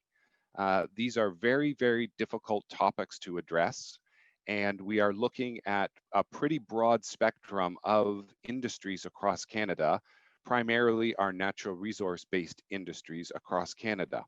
But it's been a tremendous journey that we've been on, and we're not finished. We know that we still have a lot of work ahead of us. But the important thing is that the work is progressing, and it's progressing very, very well. And I'll talk in just a few minutes about some of the successes that that we've achieved so far, and what's coming for a few months from now. So the financial community, we engaged the Canadian Standards Association. We developed a technical committee, and that technical committee comes from a range of stakeholders from the financial community, whether it be banks or pensions or the issuers. There are asset managers, and then there's also other stakeholders that one would expect in these types of processes, from ENGOs to interest groups, to academics, to accountants, lawyers, that diverse representation that you would hope would go into the development of one of these market-based tools. So we have a 45-person, or there's 45 organizations that are on our technical committee. There's about 65 people, because some organizations have multiple representatives on that organization, or on the technical committee. And this technical committee has been working very hard, and they've been really focused on sort of two dimensions that are in our document. One are the principles that are associated with transition. And then the second part is really around the specific sector activities and sub-activities that are related to transition. And we had originally started with 7 sectors, but that is now actually grown, because we have decided as of last Friday, when I was having some discussions with some other sectors, what we had originally called the heavy manufacturing sectors, we're actually going to be expanding those out to individual sectors. So that would be folks like the aluminum sector, the steel sector, the cement sector. We're going to be pulling those out and having separate taxonomies for both or all 3 of those sectors, instead of having just smushed into one. So we have these sector subcommittees that are working. We have agriculture and forestry, as I mentioned, cement, steel, and aluminum. We have energy, we have utilities, transportation, and mining. So that gives you a pretty strong indication that we are taking on a very broad approach when it comes to the development of this taxonomy. In these sector subcommittees, so each one of these sectors has a subcommittee, and they are chaired by an expert from within that sector. And these subcommittees are made up from people within that industry who have in-depth expertise and knowledge about those sectors, and they come together and they're creating the actual sector by sector taxonomies for those specific and given sectors. So this technical committee has been moving forward. We have been working on the creation of this document. Where we are right now is that we are working through the issues that were raised during the summer. So you're probably aware that we did have a vote, or a check-in, a gut check during July, and it didn't go very well. And the reason being was that we did not have all of our work completed. And so that was a good indication or pause in the journey, where we did a bit of an inventory, and we got the feedback from our members is that we're not complete yet. So we have topics that we're working through. We've got a a 9-member working group that is specifically working through these issues. And I'll give you some examples of some of these issues. One of them is, the topic of greenfields and how greenfields should be approached, any specific criteria around greenfields. Another topic would be Scope 3 emissions, in terms of how should Scope 3 emissions be accounted for and addressed within the document. And then also another topic is the scope. And so questions have come up about, the scope of our work, and should we be beyond just looking at the reduction of greenhouse gas emissions. So this working group is going to continue their work, and they've got a very detailed work plan. We had our first meeting last Thursday of last week, and they're going to be continuing to work on this initiative, and we are hoping to have a final document in February of 2021. And so that working group will continue their work. Then it'll go out to our broader technical committee. It will also give time for our remaining sector subcommittees to be able to finish their work for some of the sectors that still have some outstanding work that they're finishing off. So we're continuing to work to develop and to finalize this document, which leads me then to talk about, what's the purpose of this document? And the purpose for this document, and what is really, I think, relevant for this audience is, this document is being created as a market tool.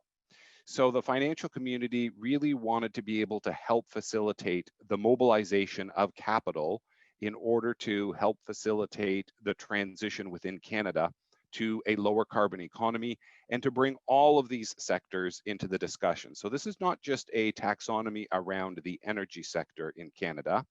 This is about all of our natural resource-based sectors and their specific opportunities and their unique role within not only the economy within Canada, but also within the society of Canada. Because if you think, or if you recall, we literally have hundreds and hundreds of communities and cities that are either directly or independently dependent upon our natural resource-based sectors, including our large cities. So we have to make sure that we are also tying in the social dimension or the social component of the realities of our taxonomy, but then also of what it is that we're trying to achieve with this economy. So if we think then also about, the purpose of this initiative was really to do three things. It was to develop this taxonomy, but it was also going to be something that was going to be able to raise the profile of Canada in terms of the national and international discussions around transition. As we said, because of the natural resource dependency on Canada, we need to be a leader around these discussions, both within Canada and internationally. So that is one of our second objectives, was for Canada to take a leadership role, and we are doing that. And then the third component was for Canada to have a seat at the ISO table. And the ISO is the International Organization for Standardization. They are developing work on international standards related to sustainable finance, and transition will be a component of that. Up until about 6 months ago, Canada did not have a seat at those tables. But that has been corrected, and we now have a seat. We are a voting member of the ISO Technical Committee, and John Riordan from BMO is the chair of the Canadian delegation to the ISO 322 Technical Committee, and Canada will be bringing its first positions and engaging in the first international discussions in December at the ISO meetings for TC 322. So we're working on a number of fronts to make sure that Canada not only has a voice, but we also have the tools within Canada to be able to help facilitate this. And just because we, didn't have enough for us to work with right now, as you're all aware of and have spoken about earlier in the discussions, there's a lot of international activity that has progressed in this space, especially in the past 3 to 6 months. There certainly is a very great deal of focus on the EU.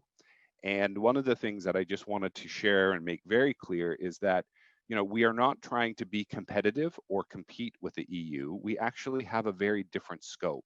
So the EU is focused on green, and within Canada, we are very narrowly and specifically focused on transition. the reduction of greenhouse gas emissions.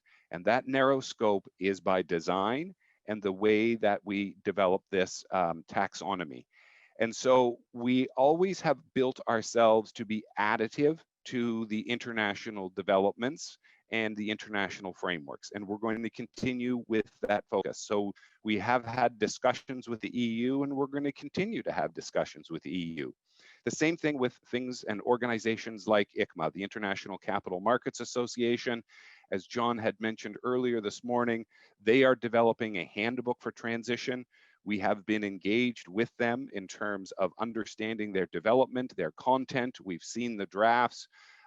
We are looking at a comparative analysis right now to look at what we're doing in Canada to identify any of the differences so that we are not conflicting with ICMA, but we are being additive and finding those ways that we can bring that uniquely Canadian perspective and context to the work that ICMA is undertaking.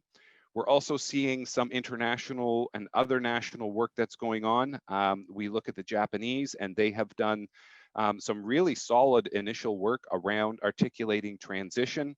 Australia is going to be continuing their work on not only sustainable finance, but on transition, and they're looking very closely at Canada in terms of what we're doing around transition. So there's a lot of international activities going on in this space that we are also involved in and engaged in.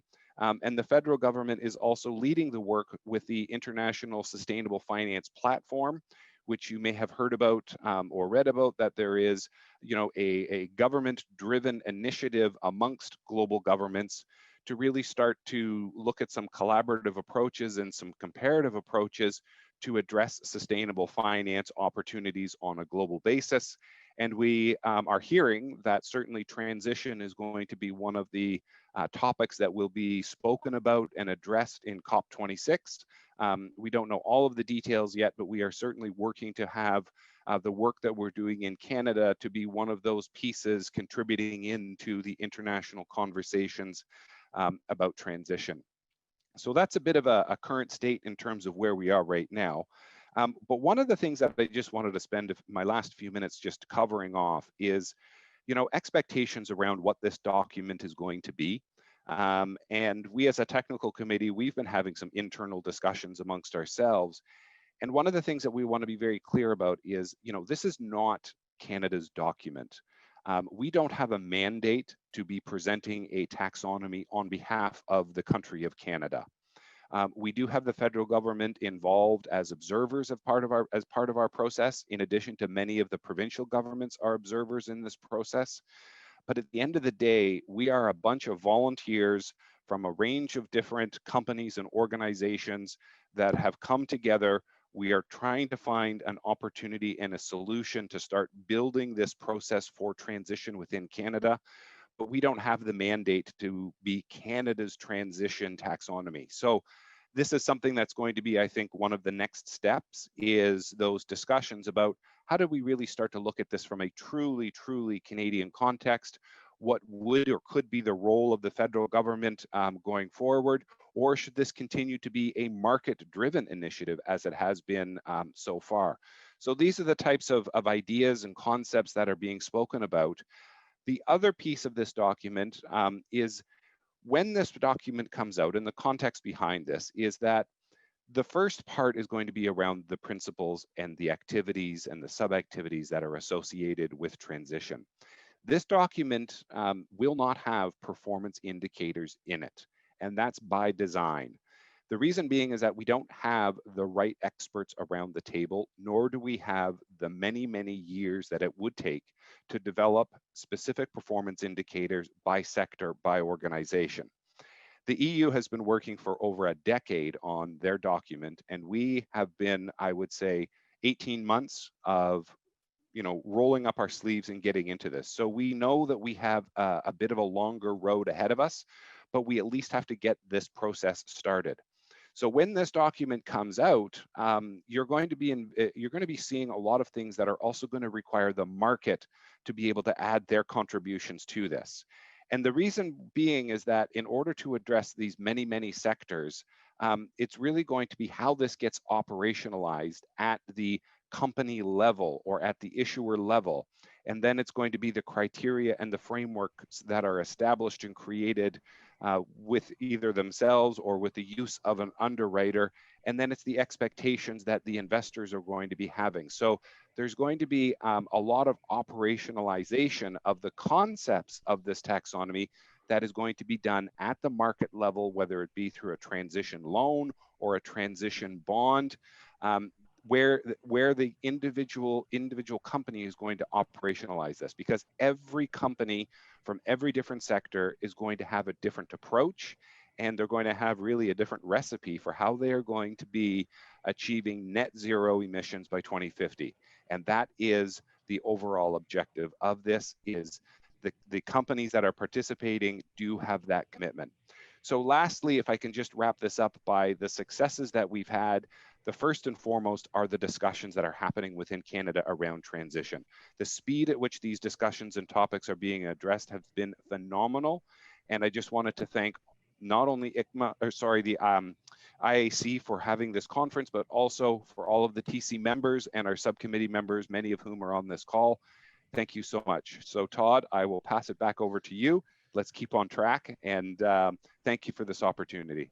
Thank you, Peter. And as always, very insightful. And I know it's a lot of difficult work, and it's definitely not a straight line. And I look forward to having discussions in the future with you. It really is an important work. And as you've indicated, it's complex and sort of multifaceted. I commend you. Thanks again. Thank you. So what we'll do now is we will have a 10-minute coffee break. We'll start up, maybe we'll give it 7 or 8 minutes. So we'll start up at 10:07 or so, and we'll see everybody then. Everybody, and again, I'd like to thank our sponsors, National Bank Financial Markets, CIBC, Casgrain, and CIBC Mellon. We'll move on to our third panel, which is evolution of standards and guidelines for transition bonds. We have Matt Kuschak, Assistant Vice President, Environmental, Social, and Governance at Moody's Investor Service. Kevin Ranney, Director, Sustainable Finance Solutions, Sustainalytics. Sid Stamarth, Executive Director, Sustainable Finance, CIBC Capital Markets, and Chris Miller, the moderator, Head of Interest Rate and Credit Trading, Fixed Income, Currencies and Commodities, National Bank of Canada Financial Markets. Thank you, Todd, and a big thank you to IIAC and to everyone who has tuned in today, as it will require the whole global village to confront climate change in the way that it must be done, and we can do this together. As has been made clear, the burgeoning area of sustainable finance is tremendously exciting, and its explosive growth is due to interest from people like you. So sincerely, thank you. So my name is Chris Miller, and I head the rates and credit trading at National Bank Financial. And the way in which I've seen colleagues at NBF, and quite frankly, people across the business spectrum, tackle sustainability with such passion and with such a strong sense of urgency is something that has personally given me a huge amount of optimism in our collective future. As Peter Johnson just illuminated, in financial markets, it's about doing our utmost to ensure mobilization of global capital flows towards activities which enable the transition to a Paris Agreement aligned economy. In this regard, transition bonds have great potential to play an important role. So this panel is entitled The Evolution of Standards and Guidelines for Transition Bonds. And we are very fortunate to hear from our panelists who have their tentacles in all elements of the Transition Bond Initiative, and who also possess 50 years of cumulative wisdom from working in sustainable finance. So joining us, we have Sid Stamarth, who is responsible for CIBC Capital Markets Sustainable Finance franchise. We have Matt Kuschak, who is a leading expert on global sustainable finance at Moody's Investor Service. And we have Kevin Ranney, who brings over 20 years working in sustainable finance and oversees all things taxonomy related at Sustainalytics. So gentlemen, let's start by casting the net quite wide. Peter did an excellent job here, but let's provide a condensed overview of the state of play as you see it. What are the initiatives, who are the players, and where does one turn for up-to-date information on the evolving standards and guidelines underlying transition bonds? Sid, perhaps you could kick us off. Sure, Chris. Thanks for. I didn't quite realize we have 50 years of cumulative experience over here. That's quite amazing. For a subject which is still quite new in its infancy, so to speak. So let me just start off by saying the obvious and just set some context.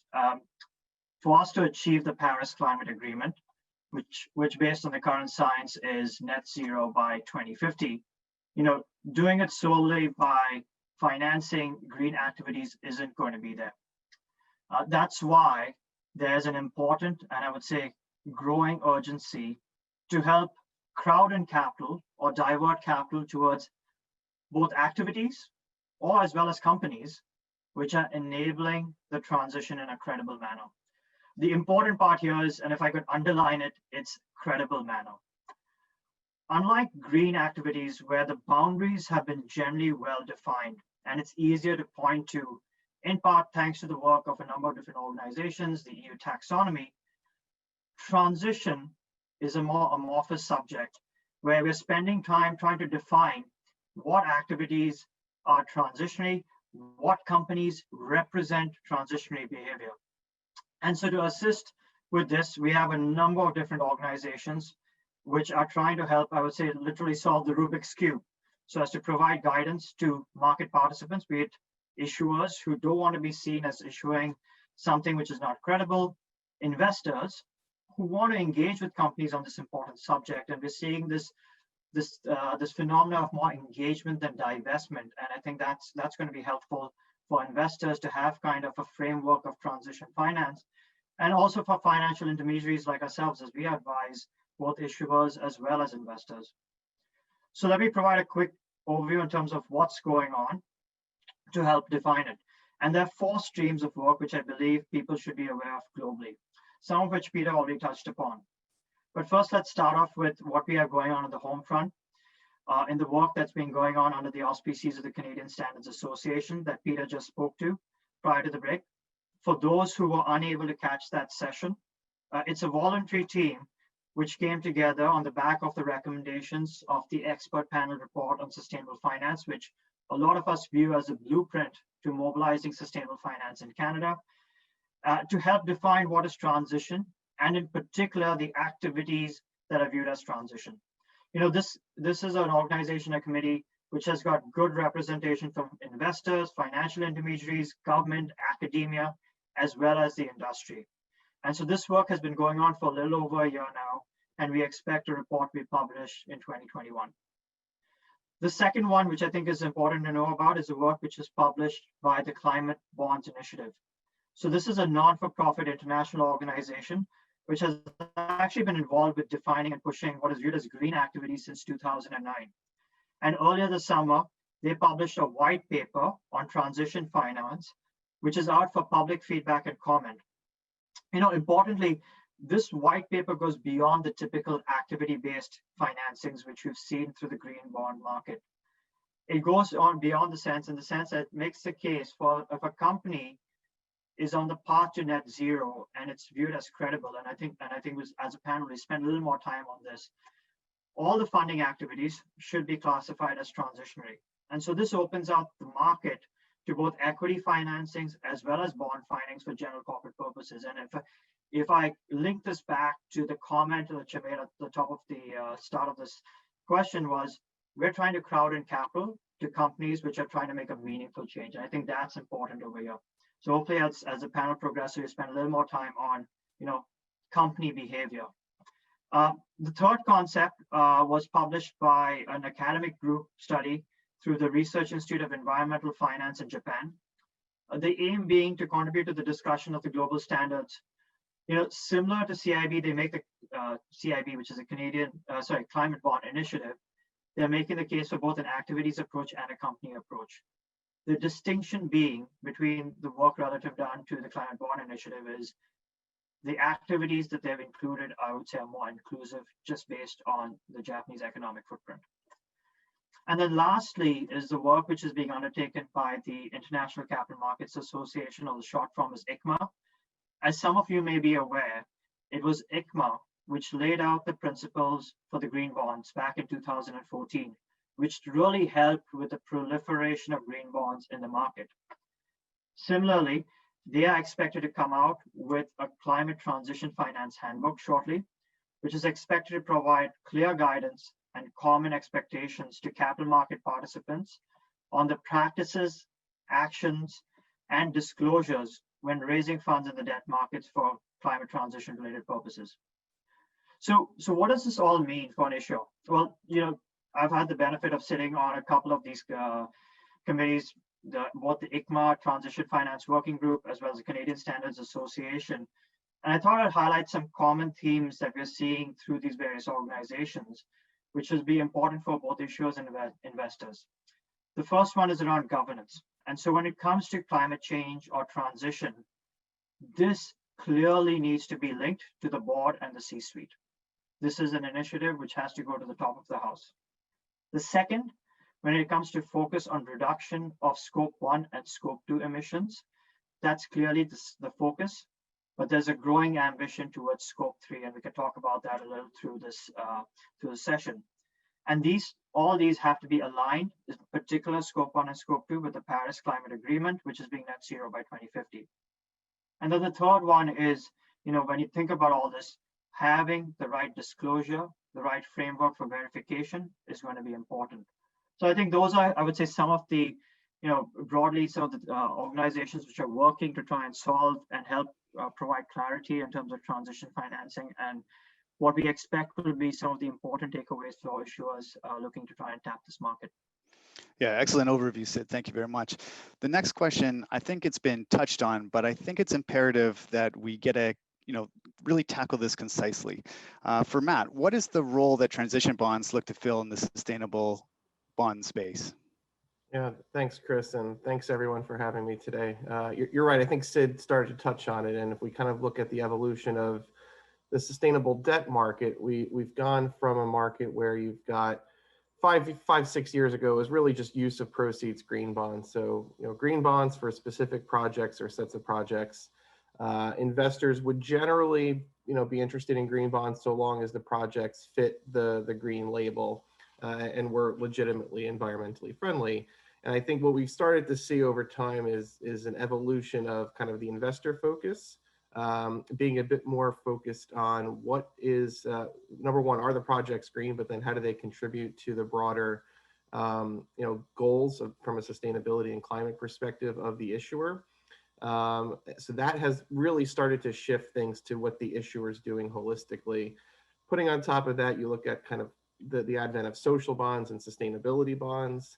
And when we think about what ultimately these instruments are trying to achieve, it's again moving capital to those entities that are really trying to get on a legitimately Paris aligned and sustainable development pathway. And I think there's widespread recognition in the market that you can't just build solar and wind farms as a way to kind of solve the climate crisis. It's a much broader suite of projects that are necessary, both from a Paris aligned standpoint, but also more broadly a sustainable development standpoint from a UN SDG perspective, for instance. So we've seen, green bonds have been added to by social and sustainability bonds. We've seen other labels come in, transition being the one key area where you need to really shift companies away from kind of the very, very dirty approaches to whatever their business is, whether it's autos, oil and gas, utilities, shipping, airlines, cement and steel. Those types of industries need to ultimately have a seat at the sustainable debt table and bring those investors in if we're looking to kind of shift onto a 1.5 or 2 degree scenario. So I think we've seen that focus on transition from a sort of use of proceeds bond perspective increase.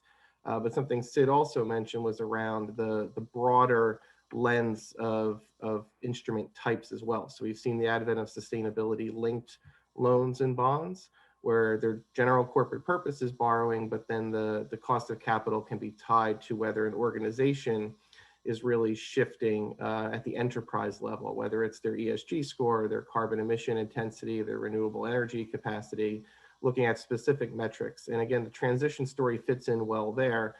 So the Climate Bonds Initiative white paper you mentioned, it's not just use of proceeds type instruments, it's the sustainability linked instruments, and there's even discussion around equity being kind of classified as transition.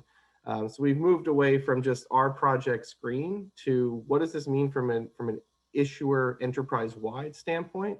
And then how does this ultimately fit for what that industry needs to be doing? And the transition conversations really opened up as there's been this broader discussion around can't just be green projects. It needs to be about shifting what enterprises are doing. So that certainly provides a sweeping overview, which allows us to segue into more of the specifics. Thank you, Matt. So let's come at this next question from the lens of a potential issuer trying to decide if transition bonds work for them. We've been talking broadly about the principles of transition bonds. Let's drill down on those a little bit more specifically, and to hone the answers, let's attempt to address two concepts very clearly. First, what does it really mean to be aligned with the Paris Agreement? And second, can you address the interplay between the activity and the entity level as it relates to the transition concept? Kevin, it would be fantastic if you could open this one up. Sure, thanks, Chris, and hello, everyone. Yeah, so I'll dig into this question of principles to start.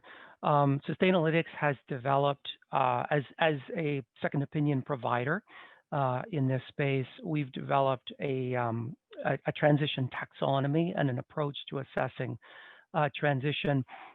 It's largely focused on use of proceeds instruments, although we are fully supportive of thinking about transition more broadly. But the way we think about transition is as the incremental decarbonization of hard to abate economic activities or the systems within which they operate along a pathway that is plausibly consistent with the goal of net zero by 2050. Now that's a big mouthful, and I'll try to unpack what this means in terms of principles for credible transition issuance. So I said plausibly consistent. We're talking about hard to abate industries like steel and cement and shipping and aviation and others, where there are often substantial technological barriers, systemic barriers as well, that generate challenges and generate uncertainty. And in many cases, pathways to deep decarbonization are not yet available. And so this leads to a few other important principles in our view. One is that a lot of the change and transformation we're talking about is going to be incremental. You can't get to green overnight. Related to this is a recognition of the systemic nature of the challenges and of the solutions. So in shipping, for example, we expect that well down the road, hydrogen and biofuels will play an important role in powering ships. But in order to get there, there will need to be transformational changes across a number of industries and along whole value chains involving technology, infrastructure, the development of standards, etc. And so this too needs to be taken into account as we consider the credibility of transition issuance. It also follows that some solutions will be interim solutions. So the use of LNG in shipping as an interim solution is an example. In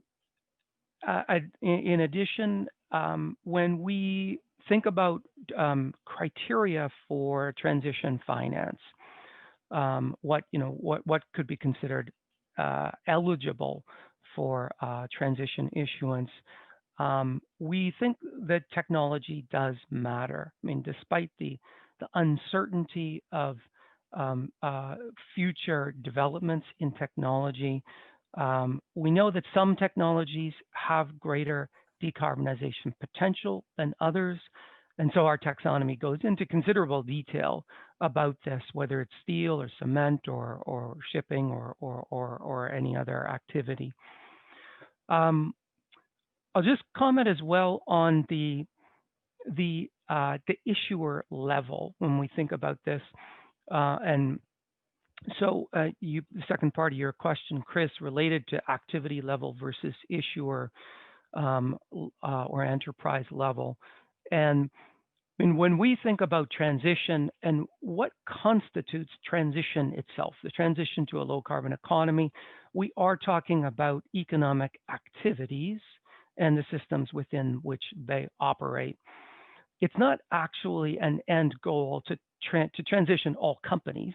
Companies are important as agents of change, as the managers and owners and operators of activities. But it's at the activity level that we actually define what constitutes transition. Having said that, there are important issuer level considerations. And so when we are providing a second party opinion on transition issuance, there are some very important issuer level considerations that go beyond what the green bond principles are currently asking for, in the sense that we're looking for a fairly robust set of commitments and a strategy for the longer term transition. And key elements of this, I mean, are climate governance, which Sid also already spoke to, having solid emission reduction targets, short, medium, and long term, that are aligned with a credible trajectory for that industry or economic activity, and then having a transition strategy and plan in place that isn't going to have all the answers. It's impossible given the uncertainty and complexity of what we're talking about here, but at least a thoughtful laying out of what pathway it can be envisioned based on what is known so far. So these are other additional elements that we think are important to ensure the credibility of transition issuance. Yeah, many wise and thoughtful words there, Kevin. Sid. Yeah, Chris, I just thought I'd just add to Kevin, because I think he touched upon a very important subject, which yes, I suspect is going to be part of a discussion and a debate in time to come when it comes to transition finances, talking about pathways, and how do you define what's a credible pathway? And I think it has to be done from very often, and you've heard about this, saying it needs to be done from a regional context, given the economic, I would say, environment for that particular region or country.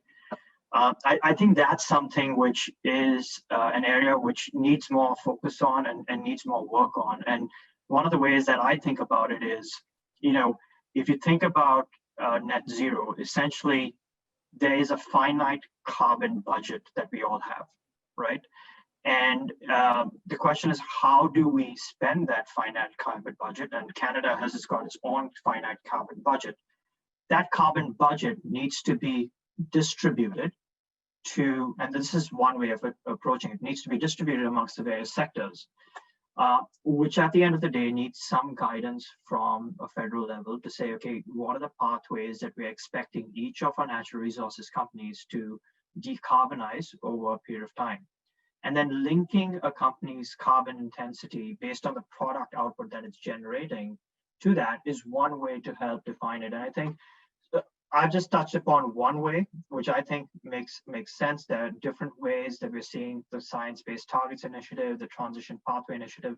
But these are things which, I suspect people are going to have to get more comfortable with the vernacular or what's behind it to help position themselves as a true transition company. And I think that's going to be another kind of development that we see over time to come. Yeah, excellent discussion here, gentlemen. Let's, in the interest of time, let's switch gears a little bit and come from things from the lens of an investor. So how are investors really meant to evaluate the impact of transition claims? I think, it's been very clear that we do believe that different sectors need different models. We could touch on that a little bit. And if you could address a question that was left hanging in the previous session, how should carbon offsets be treated in the transition framework? I suspect you all have much to contribute on this one, but Sid, maybe we can lead off with you again, please. Yeah, like as I mentioned, I think for investors, we're seeing a shift, at least in discussions that we've had, and we just recently did a survey of investors in Canada, and one of the clear things that came out was they do not want to be divesting. They want to be engaging companies in terms of how they need to be not deleveraging, but reducing their carbon footprint. And I think what's going to be quite clear is, just building upon the comment that I made earlier, is trying to develop those pathways from a national context in terms of, the oil and gas sector, your carbon budget is X. You produce X amount of barrels. That means, the carbon intensity, that scope 1 and scope 2 is based on that output. And so you need to decarbonize over that time. Similarly, for transportation, if they have a carbon budget, that carbon budget is shrinking over time. That means the carbon intensity of the vehicles that we have on the road need to be coming off over time. And I think that itself is going to, because very often we talk about scope 3 emissions.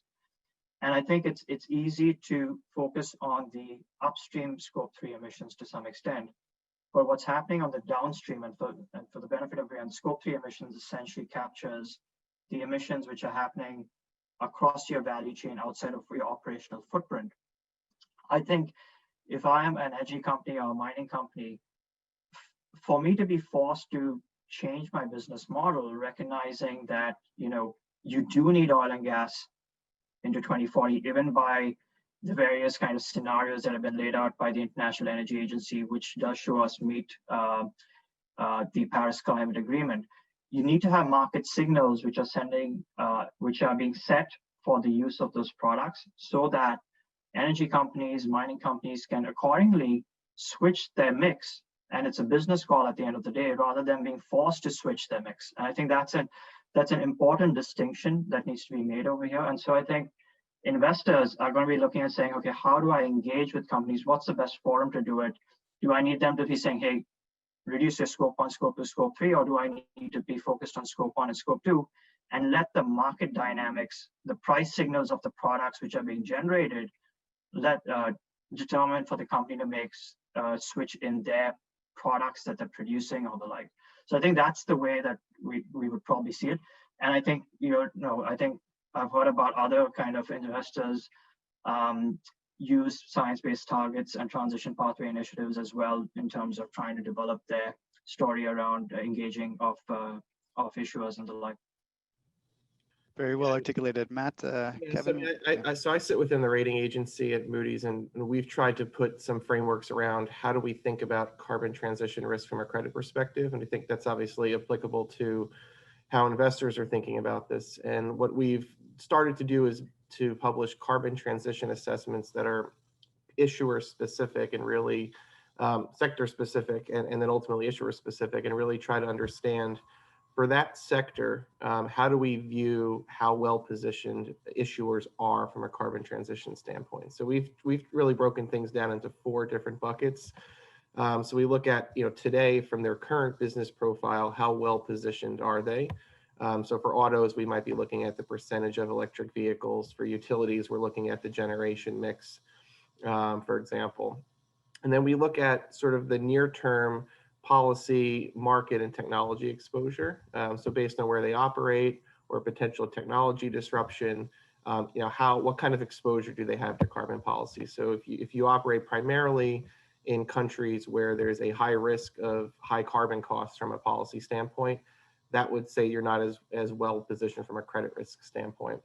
And then we look at sort of the medium-term response activities. So what is the company tangibly doing to move the business? So whether that's research and development expenditures, investment in the sort of the well-established solutions, we're trying to avoid looking at some of the targets that companies have, because any company can say we're going to be net zero by 2050, but really trying to understand what investments they're making to get on that pathway is important from a credit standpoint.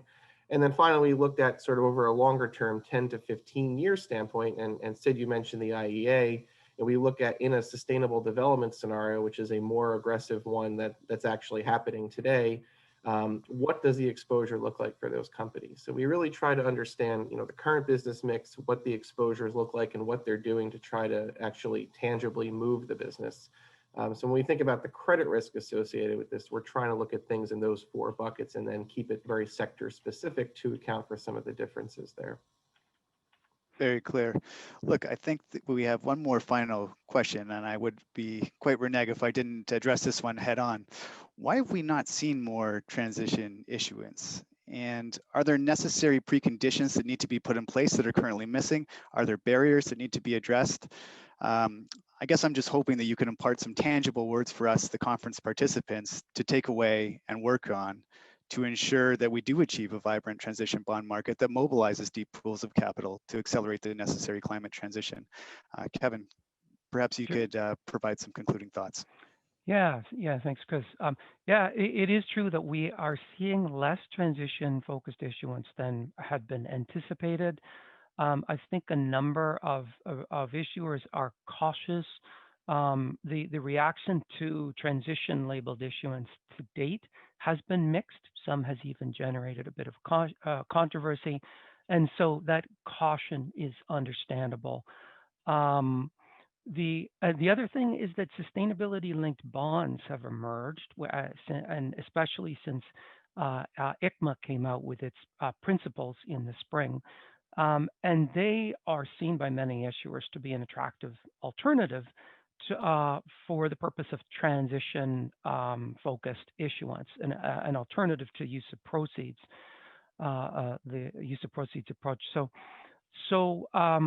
I think that in terms of the way forward, we hope that more issuers will recognize the critical role that more issuers in hard-to-abate industries will recognize the critical role that they have to play in meeting international climate goals, and that actors across this space are very keen to see more use of proceeds instruments issued in this space, and indeed to help facilitate it. There's huge investor demand. I think ICMA is playing an important role, and other initiatives that Sid spoke to earlier are playing an important role. I think above all, perhaps we just need to see more issuers come forward with credible issuance, and that I think will help to get the ball rolling.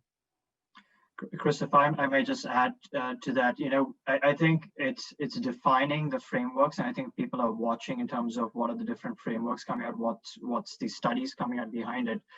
But if I can make a throwaway comment over here, I know we talked about Canada issuing a green bond. It would be great if we could see Canada issue a transition bond instead and create a transition curve, because that's where we see the most opportunity from a Canadian perspective. So if the federal government, and we've generally seen this, right? Ryan was making the point saying you generally see the government's issue, and then that lays the foundation for corporates to come into the market as well. But if you could see some of the government's issue some of these transition bonds and help define what truly is transition, and at least delve into that conversation, I think we might see the growth of the market even quicker. So I would say Canada should think about a transition bond. All right, that's fantastic. Look, thank you very much. It's been lovely to see some familiar faces this morning. It's been too long, and it's been great to see everyone in person. But this is important work, and I think the panelists that we had here today are making great contributions. So thank you very much. Well, thank you, Chris and Sid and Matt and Kevin. Transition finance is going to be extremely important for Canada. So the future direction is important, and thanks again. We'll now move on to panel 4A, global issuance of transition bonds and Canadian issuance opportunities. We have Justine Fisher, Vice President and Treasurer, Tech Resources Limited, Denise Odero, Global Head of Investor Relations, International Finance Corporation, Steve Thompson, Executive Director, Capital Markets, Alberta Ministry of Treasury Board and Finance, and our moderator, Fanny Doucette, Director, Debt Capital Markets and Sustainable Finance, Sustainable Financial Group, Scotiabank. Hi, thanks Thanks, Todd, for the introduction, and thanks for having us on this morning. Pleasure to speak with everyone on this topic. It's actually very nice to see. I think we're actually going to pick up right where Chris and Kevin were leaving us off. So thank you to you both for making a good segue for us. So our panel really discussing what we've seen in terms of transition bonds being issued globally, and how this can be applied to Canada and what we see as opportunities here. So before I introduce the panelists and we dive into our session here, I just want to provide a bit of an overview in terms of what we're going to be talking about. What actually is a transition bond? I think so far this morning we have really been focusing mostly on the use of proceeds-based transition bonds. So that means it's very similar to a green bond, where it's a conventional bond that's issued in a very similar fashion or format. And the big difference is that the use of proceeds are ring-fenced towards and only able to be applied towards certain projects or investments that are deemed to be transition activities. So very similar format to green bonds. The difference is that this is focused on activities that are reducing emissions and not completely eliminating emissions.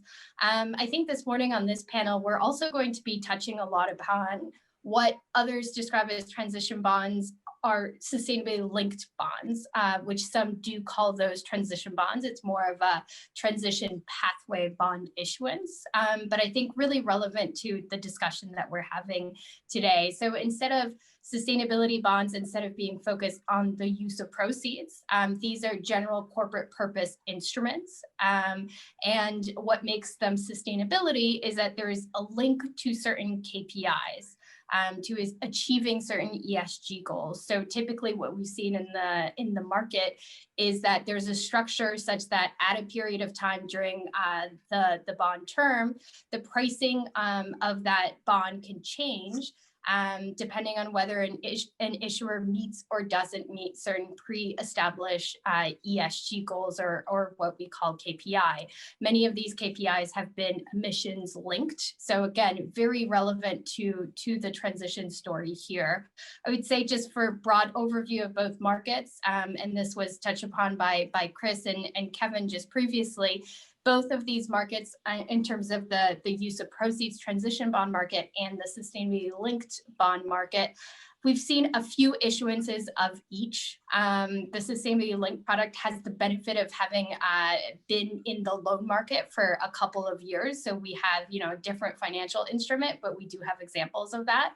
But in both of these markets, there's been only a handful of issuers in these. So we're going to get started with our session. And before we do that, I do want to introduce the panelists that we have here today. So first, Denise Odaro. Denise is head of investor relations at IFC and has really been integral to the development of the green, social, and sustainability bond market globally. So we'll bring a lot of insights in terms of what she has seen in the broader sustainability market. We also have Justine Fisher. Justine is Vice President and Treasurer at Tech Resources, where she's responsible for global treasury operations. Prior to this, Justine was a credit and commodities research analyst at Goldman Sachs in New York. And we also have Steve Thompson. Steve is Executive Director, Capital Markets at the Alberta Ministry of Treasury Board and Finance, leading the funding team for the province's $100 billion debt portfolio. So good morning and welcome to the panelists.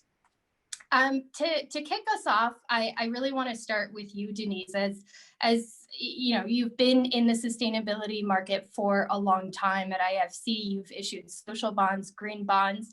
What have you seen as the key benefits or takeaways that you think are relevant for the transition market? Thank you very much, Fanny. It's a pleasure to be here today.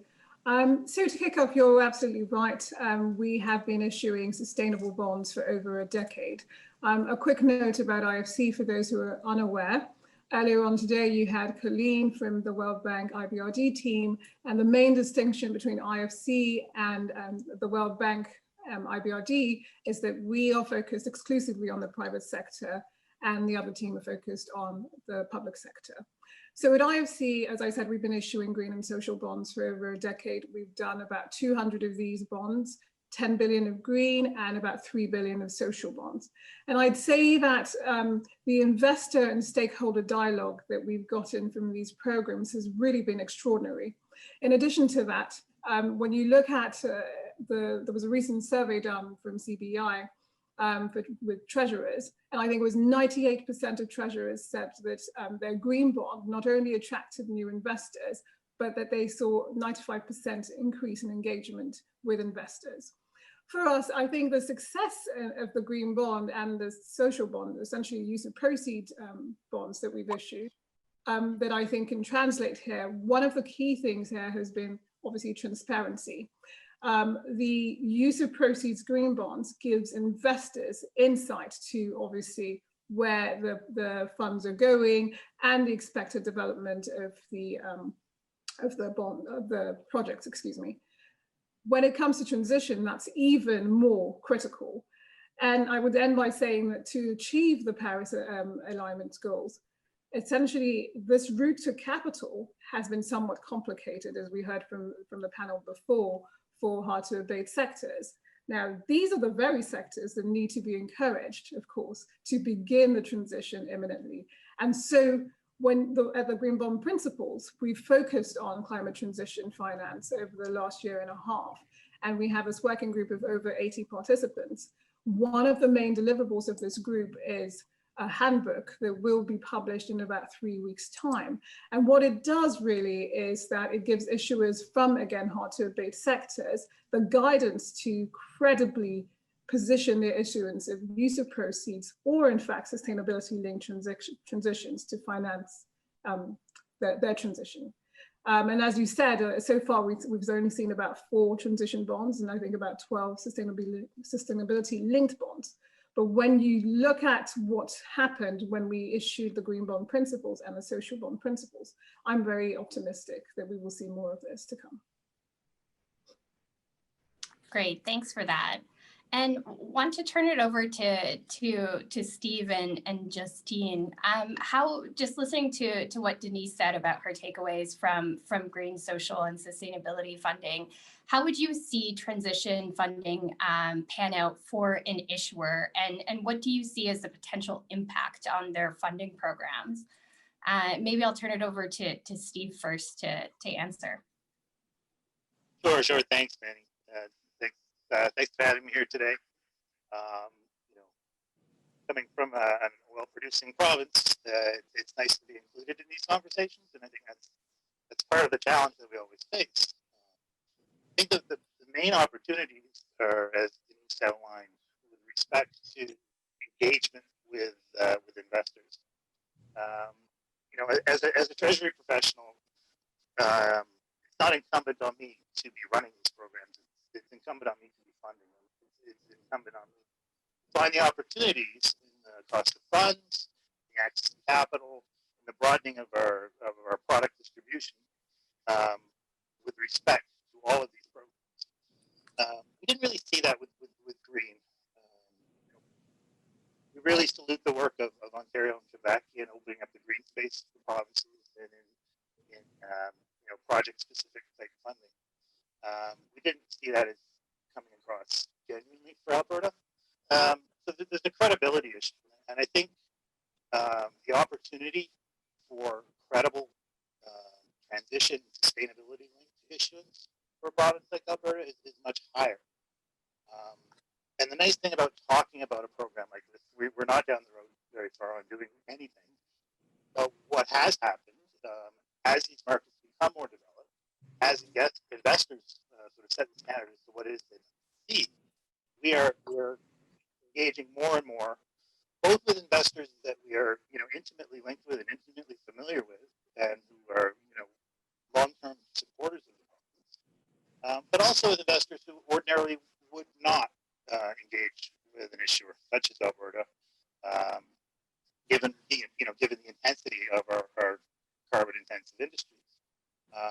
And specifically, those opportunities seem to occur more mostly in Europe, but globally, But Europe is where we have those intense conversations, and where we would be engaging people who would ordinarily probably not consider us at all.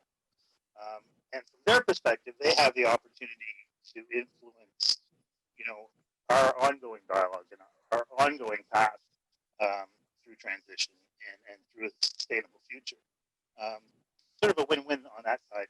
But for me, I mean, I'm there to chase the money, and I think there's a tremendous untapped potential for issuance for driving down my cost of funds. One of the reasons we wrote off green in the early days is, yes, there's a lot more work involved in certifying your program, certifying your projects, and marketing and ring fencing.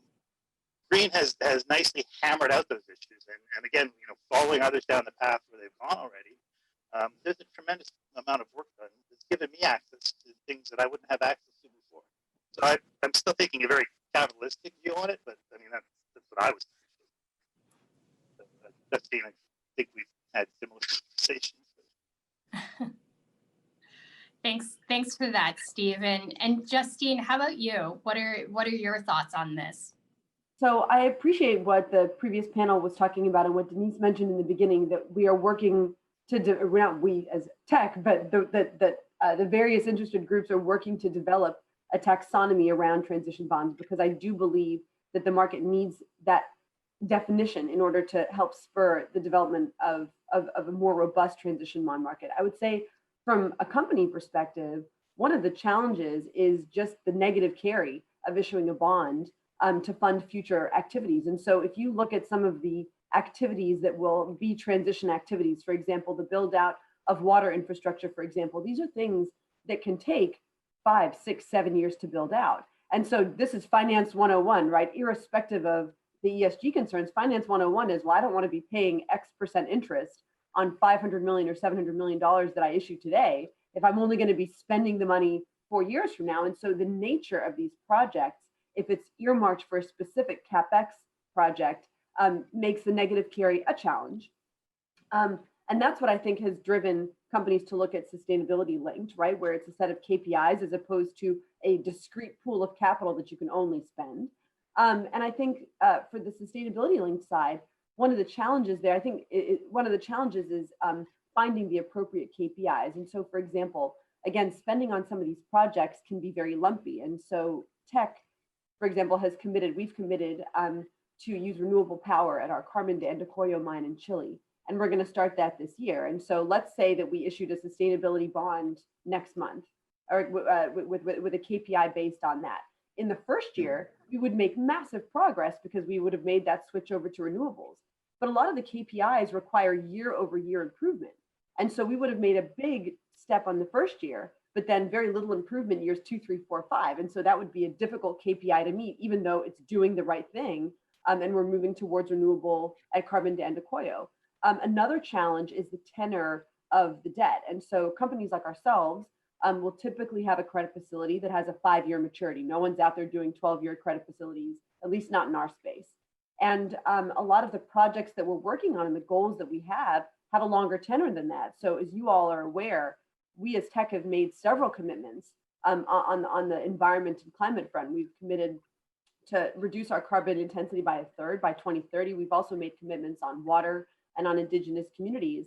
But the path from here to there is not necessarily going to be linear, just given the pace of technological change. And so if we do a 5, and I'm making this up, if we did a 5-year facility now, well, our goal is to cut the carbon intensity by 1/3 by 2020. But much of the progress may be only in the latter part of this decade. So what are the KPIs that we can show that we would meet in the interim? And so I think that's really what the challenge is. We're noodling on it and giving it a lot of thought, but just the nature of these projects makes that difficult. And I just wanted to make a comment. One of the last discussions on the last panel was that we need transition bonds to encourage companies to really step up and make sure that they're doing the right thing. And from tech's perspective, we don't think that we need to issue a sustainability or transition bond to show our commitment on the environment and climate and social responsibility front. We have made those commitments irrespective of our linking it to a specific financing, just because the specific financing does carry some of those, devil in the detail type of issues that I just talked about. Yeah, that's interesting. And I want to pick up on that, Justine, and you talking about some of the potential challenges of both the transition use of proceeds-based bonds and the sustainability-linked bonds. And perhaps turn it back over to Steve. Do you see any other challenges that you think would impede the development of these types of markets? Certainly, there's a very big credibility issue that you run across. I mean, when we talked about transition, as Justine just said, we don't really need to do it in the sustainable finance world. You know, the province has made commitments on many factors that are ESG related. You know, notwithstanding just transition, you know, green, social, governance, and we represent an industry that's made tremendous advances. And so there is a bit of an issue with issuing a sustainable bond or a transition-linked bond for something that we've been doing for 10 years and simply recognizing that that's what we're doing. I think the challenge is to identify something different, something that is actually showing that you're changing what you're doing, you're changing how you're doing what you're doing. And you know, I work for a government, so I don't make those decisions. They do, and they change. Governments change, as we see, and with that, priorities will change. So the issue becomes, if I'm committing to something that's taking us to 2050, I'm working for an issuer that may change its priorities over those times. So it's an interesting space to be sitting in. I mean, I'm in Alberta, and we're working for a government that's building pipelines, and that's, from Alberta's perspective, part of a sustainable future. And I'm pretty sure a lot of the people on this conference will disagree with how that fits. So there's not one clear definition of what the future looks like. We all want to get to the same place, but we're all on different paths. And that's part of the problem we face. Yeah, thanks for that. And Denise, we've heard from Steve and Justine in terms of the potential challenges to the development of this market. We've mentioned, and Denise, you mentioned that ICMA was going to release some guidelines around transition bonds in December, and that should help gain some comfort. What do you see as some other potential challenges to develop the development of this market? And if those are overcome, what do you think is the potential for this market overall in the long run? So, excuse me, to the first part of the question, I think a major challenge is the incentivizing the treasurers to think of it differently. As you just heard from both Stephen and Justine, their incentive is different. And they have said, we are doing these things anyway. And I always find that really interesting because it's kind of incongruous. On the one hand, yes, you are doing it. So, and your job, of course, is capital management and preservation and liquidity. The fact is, considering that, I'll say three things. So one is, obviously cost is huge. And we know that things are changing. And actually, to the point that Justine mentioned is in, Finance 101, my response to that actually is Finance 101 has gone out the window when you look at negative yields and all these other things that we are facing, right? So everything is being rewritten. And this is an emerging area. But I will say capital allocation is changing. This is not even a question, right? Investors, you cannot have a conversation with an investor where this doesn't come up somehow. And the fact that we're having a 2-day conference on this matter already shows, the train has left. So it's sort of, do you want to be at the table or do you want to be forced to do that at some point? So if you're saying you're already doing it, well then, this is an opportunity for you, I would say. The collaboration with your colleagues and whatever else it takes for you to then begin the process, at least, of your capital and your funding, your entire funding process, kind of at least embedding and taking that into account. And I think, to a large extent, you're fortunate that at this point, policy is still only evolving. investors, when you look at, the top 50 investors in the world, they all have some form of either net zero plan, some form of reporting, etc. This is something that is going to stay. It's not a fad.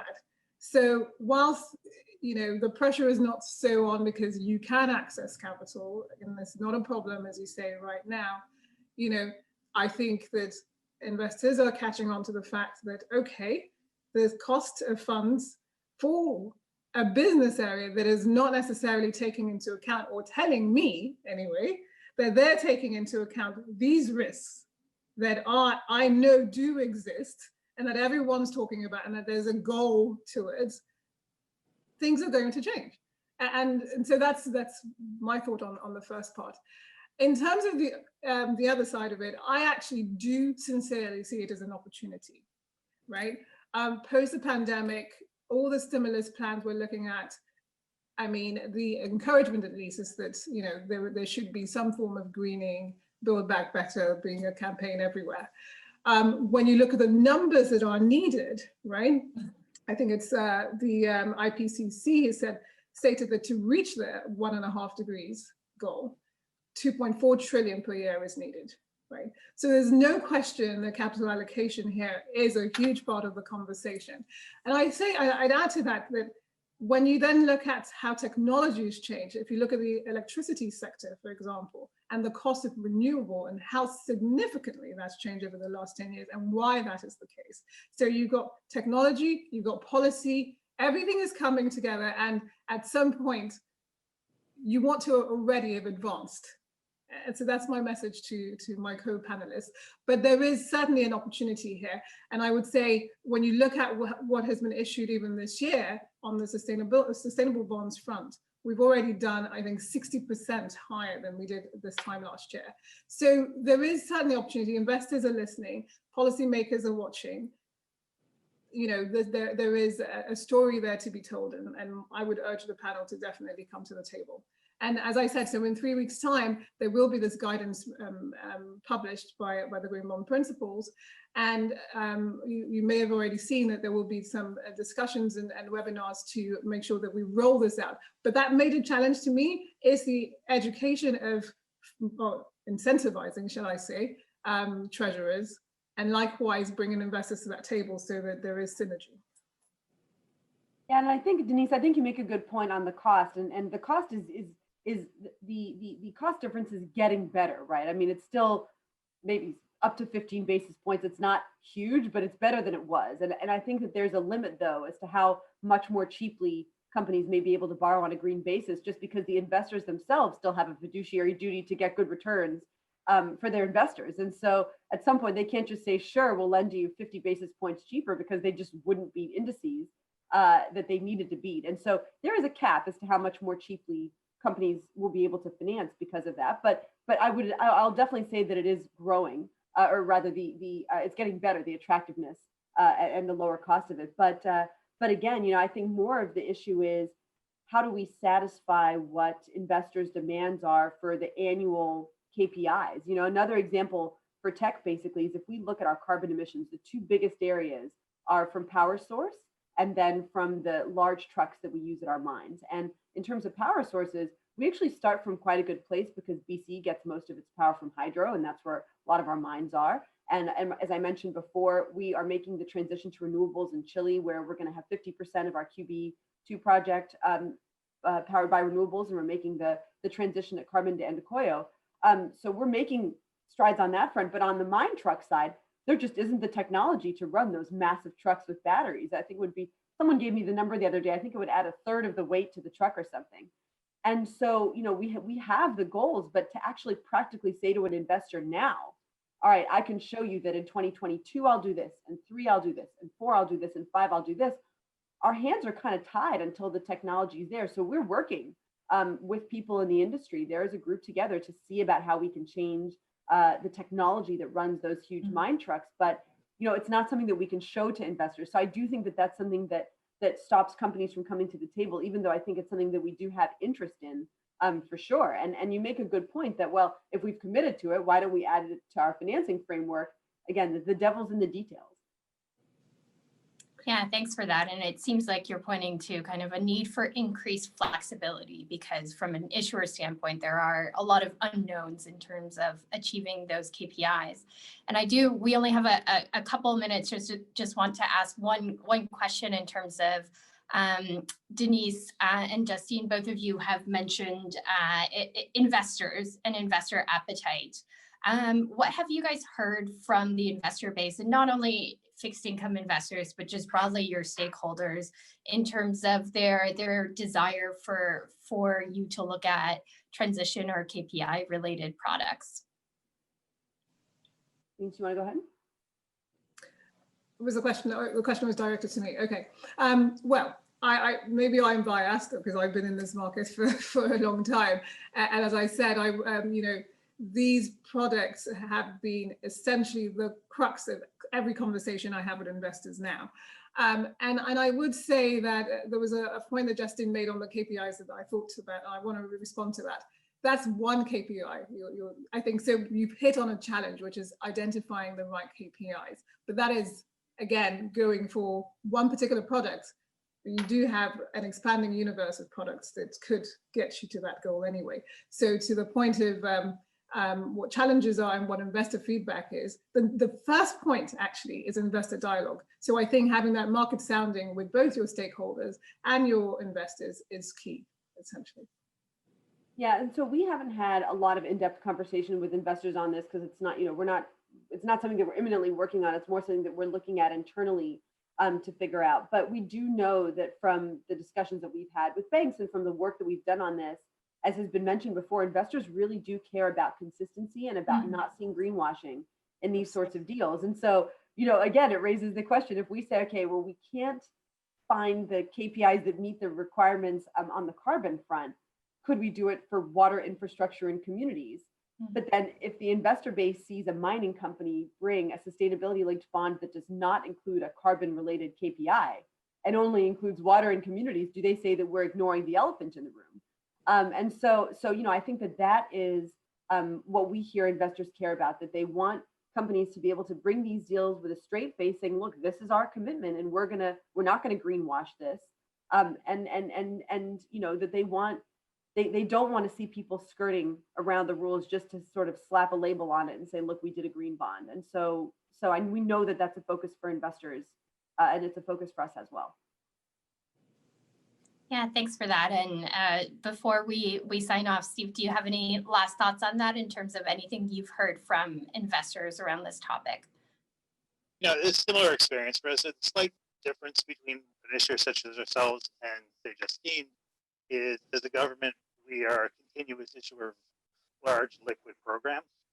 So we have to make sure that we're not impacting the liquidity of our core investor base by doing, and I know people are going to get mad when I say the word niche, but niche issues, that are specific to specific issues.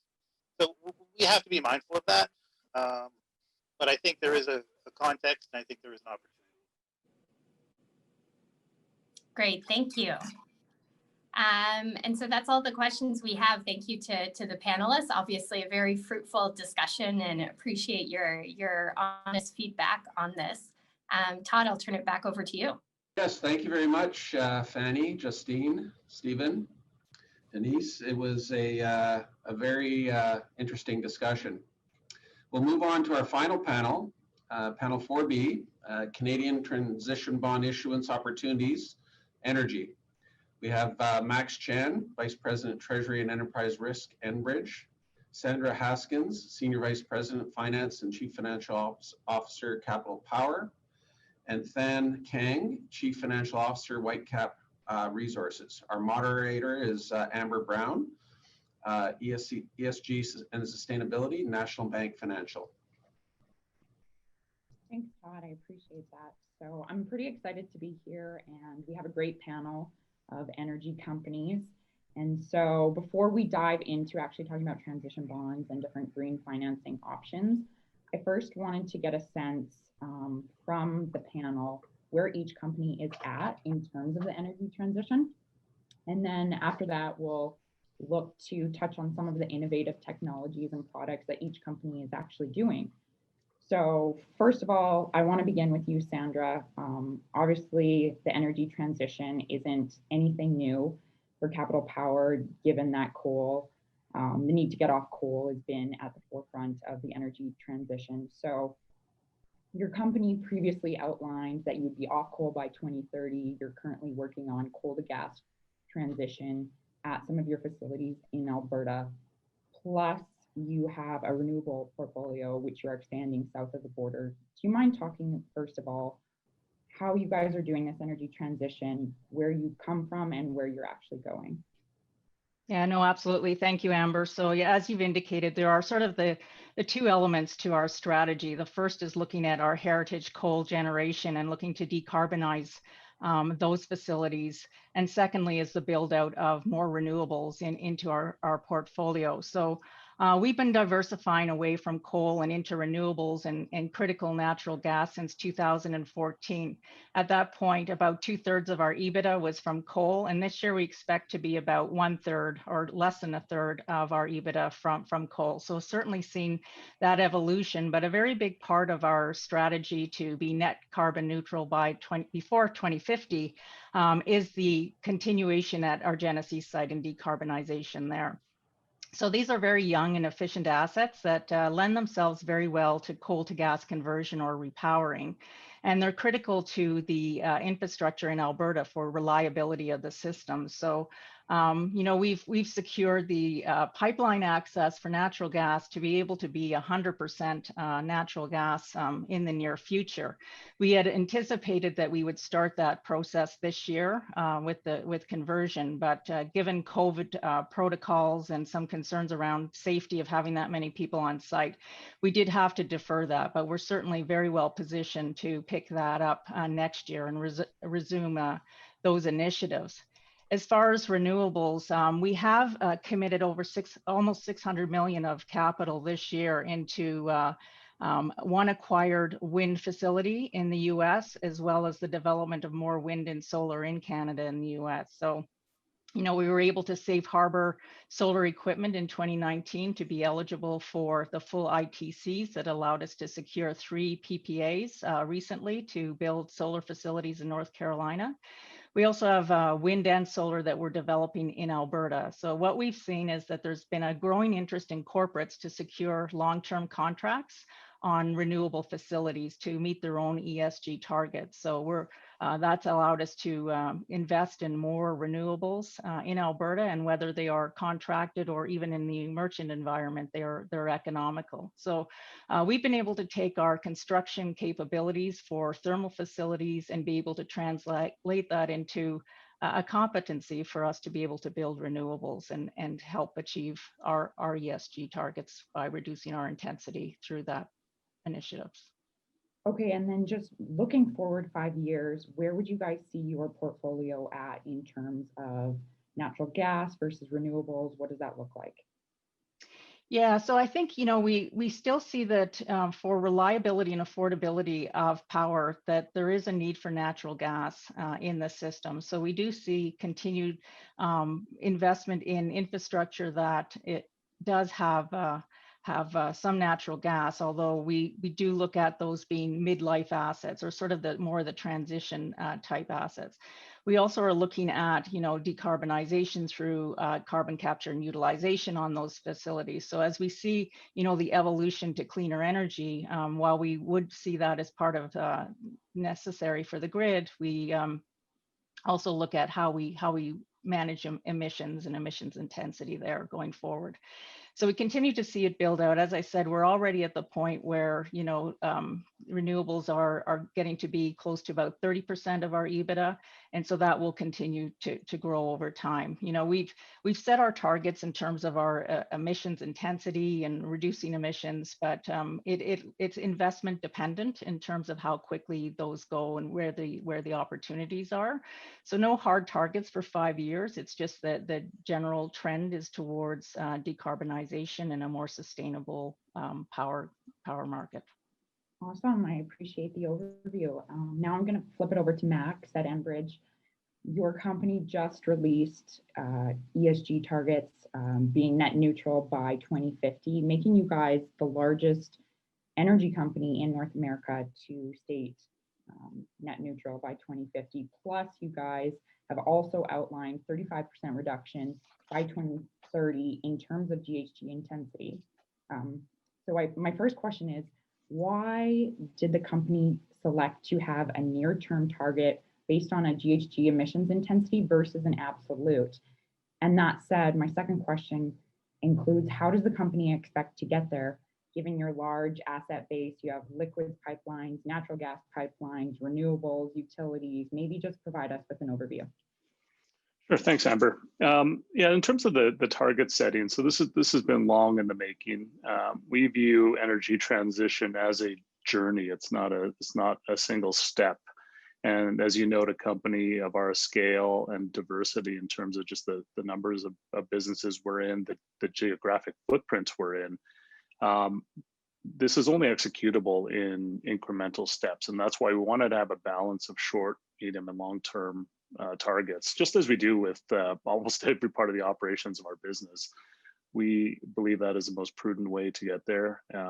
There's a number of factors that will take time: technology, capital, and just time generally to implement a number of these. So we believe we can get to where we need to get to over time here with the appropriate paced and executable steps.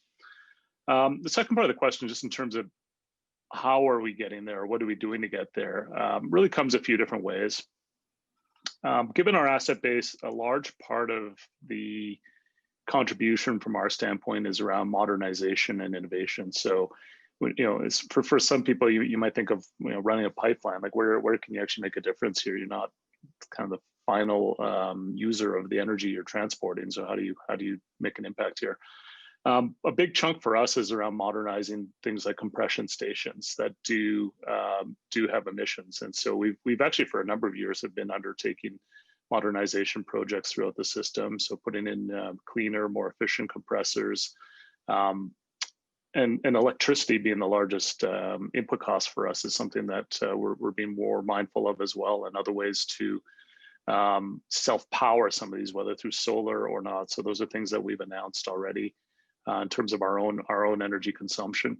And then one of the bigger ones for us is our renewables portfolio, and I'll talk a little bit more about that here in a bit. But we have been an investor in renewables actually since 2002, which I think comes as a surprise to some people who think of Enbridge still as just a pipeline company, an oil pipeline company at that. So since 2002, we've invested almost $10 billion in developing renewables in Canada, the US, and Europe. And I was looking at our statistics; they're actually quite impressive now. So we have either in construction or operation 22 wind farms, onshore and offshore, 6 solar energy operations, 5 waste heat recovery facilities, 1 hydro facility, 1 geothermal facility, 6 renewable natural gas facilities, 3 compressed natural gas facilities, and 1 green power to gas hydrogen facility. So that kind of totals about 2,000 megawatts of net zero emissions. So we've definitely been at this for a while now and continue to invest heavily in our renewables portfolio.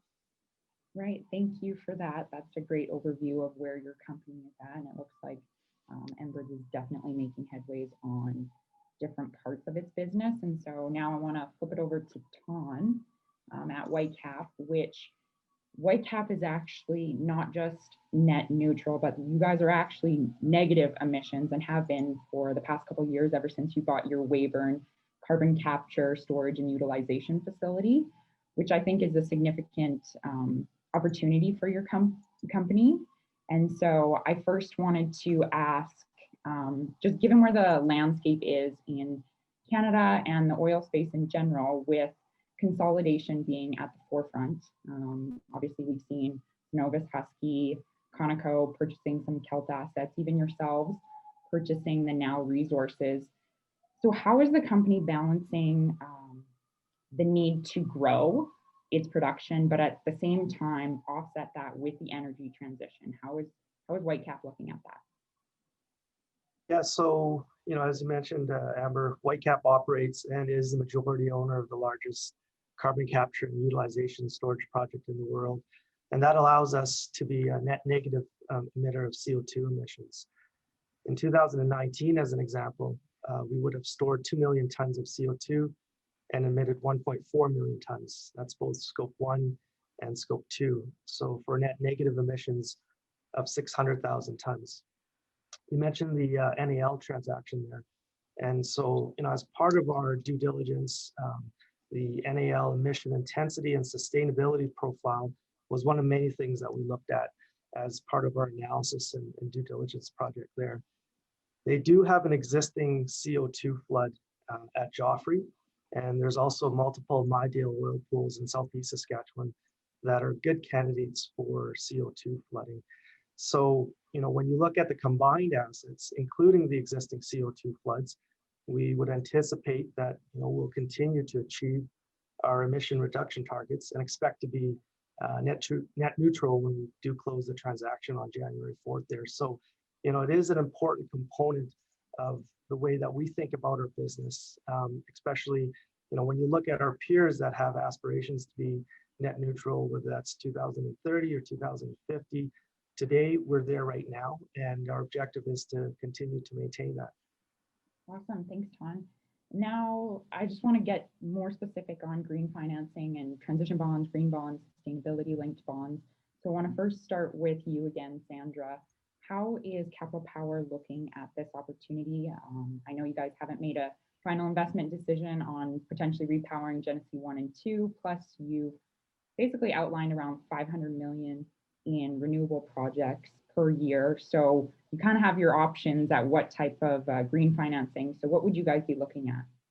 Yeah, no, you're absolutely right. We do have projects that would be eligible for a green bond or transition bond as well. And I think we're very happy to see the evolution of transition bonds. We think it fits, very nicely with what our strategy is, and that's to take existing, heritage coal facilities and decarbonize them. So, it's something that I think would be a very good fit and very credible for us to have that as part of our financing strategy.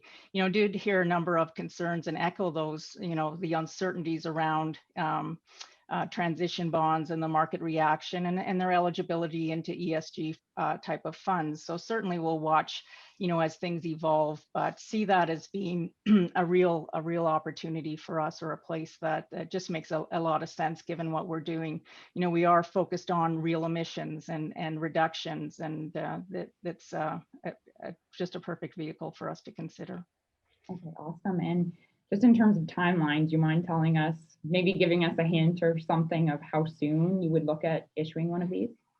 Yeah, so, we tend to put our permanent financing in place once we hit COD for a given project. So when we look at our renewable development that we're doing now, that'll be put in place in 21 and 22 as we see those projects finalized. So in the case of our US facilities, because we use tax equity financing for those, there's not a lot of capacity for additional leverage. So you might look at, doing a group of them. So we would, build on our credit facilities and at some point maybe put permanent financing in place. So it's probably a couple of years out. The only anticipated financing we have for next year is just the renewal of a maturing US private placement. So, there's always the opportunity there to look at a sustainability linked product perhaps, but no decision at this point as to whether or not there would be a good opportunity for us to consider that. Okay, awesome. And I patiently wait that. So I'm going to flip this question over to Max. Same kind of question. How are you looking at the different products? And then I want to take it one step further, just in terms of, do you mind talking about this, how Enbridge is looking at it in the sense of a transition bond, green bond, relative to just a conventional vanilla? Yeah, sure. Probably music to the ears of any of the bankers on the phone, but we're active users of many different capital markets products and have been over time. We see sustainable finance as a logical next evolution of this. And so with our ESG goals that we published last week, that really helps set the foundation and give us something to ground to as we evaluate other all of, frankly, the sustainable finance tools out there. I think, as Sandra's mentioned, quite a few of them that have piqued our interest as well. Enbridge typically finance things mostly at a corporate level, and where actually our most obvious issuers would be, or actually if you think about our offshore wind projects in Europe, those would be sort of your obvious candidate for kind of a green bond, green project finance.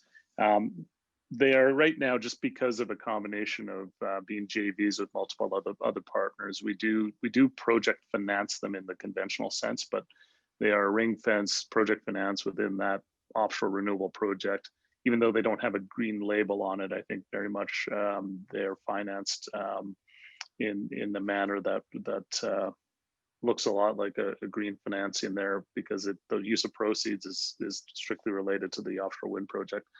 But overall for us, we see sustainability linked financing tools as becoming a permanent part of the capital structure, I think, for just about any company out there. I guess I'm blending into your vanilla question now, Amber. We still see, and we probably see a home for all of those products going forward. There will just be the regular vanilla financings, which will probably be predominantly the financings we do for the next while.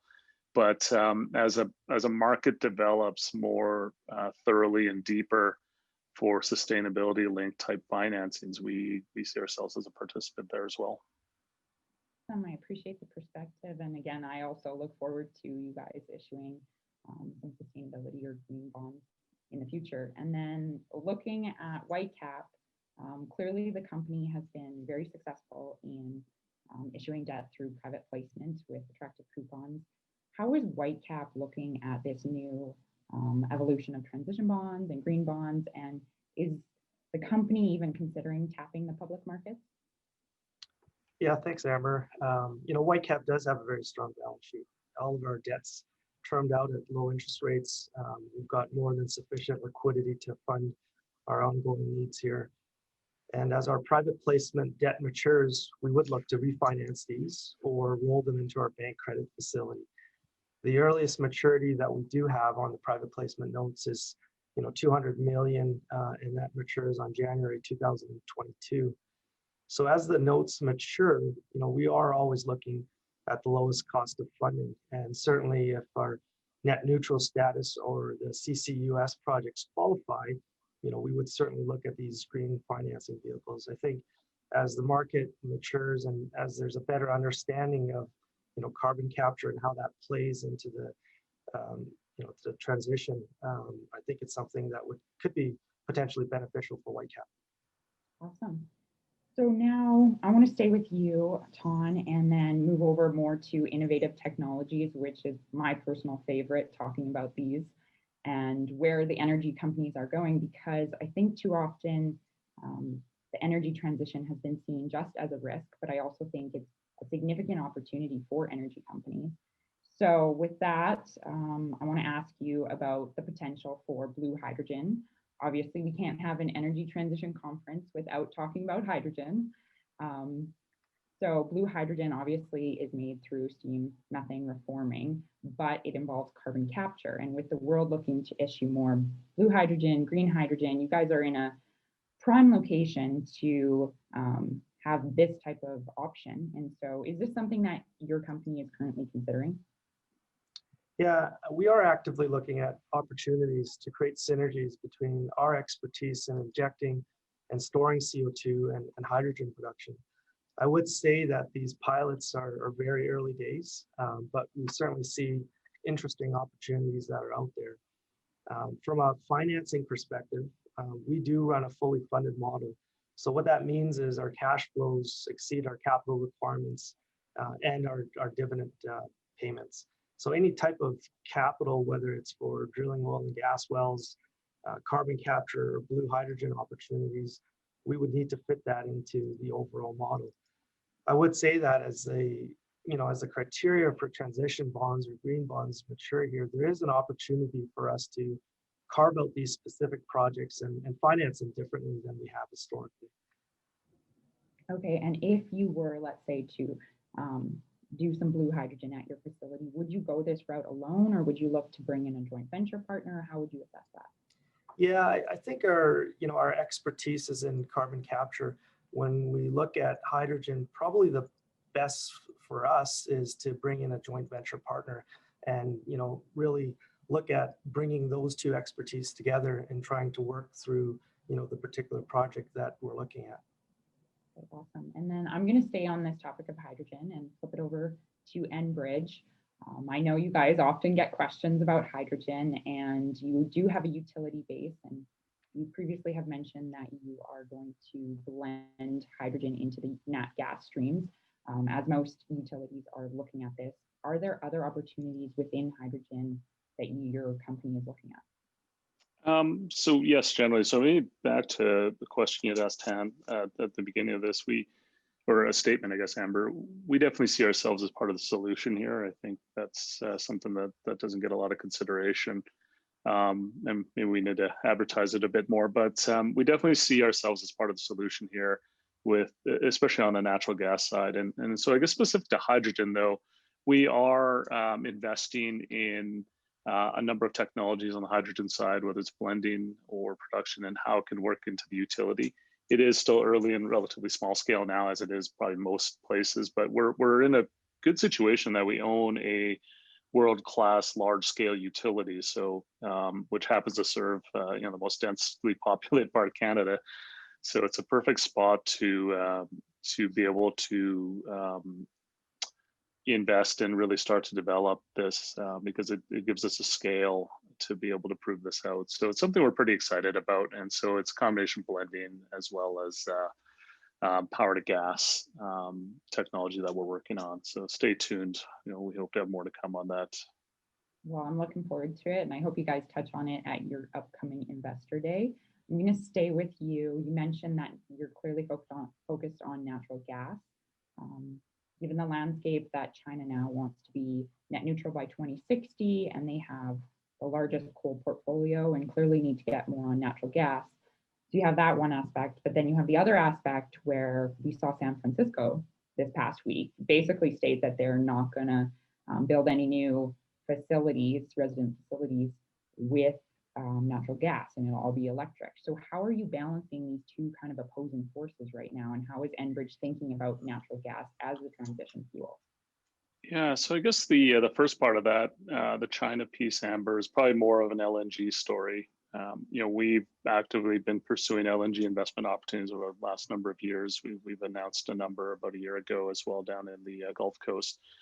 Fundamentally speaking, we still see LNG playing a big role in the global energy supply mix. As you point out, you can very quickly do the math on China and other developing countries for that matter, and their energy mix and how they get to some of these objectives. And it doesn't really work without LNG being a big part of that equation.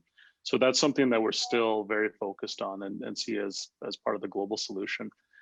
More domestically, though, we still see natural gas as being very important in energy transition. So, the San Francisco announcement was interesting. I think the articles I read anyways were mostly focused on the sort of ban, I guess, if you will, of natural gas going forward in some of these new places. But there was not a lot of commentary on incremental electricity generation requirements to be able to support the transition over. And I think that's the part of the story that probably needs a little more airtime. Is I think generally speaking, everyone's in favor of additional electrification, all the ESG benefits of it. I don't think those are really up for a whole strong debate. But the part it's not talked about a lot is how do you generate that incremental electrical load to support that? Where's the infrastructure in terms of just the poles and wires to get it all there? And so that's a part that's interesting, I think, as an industry.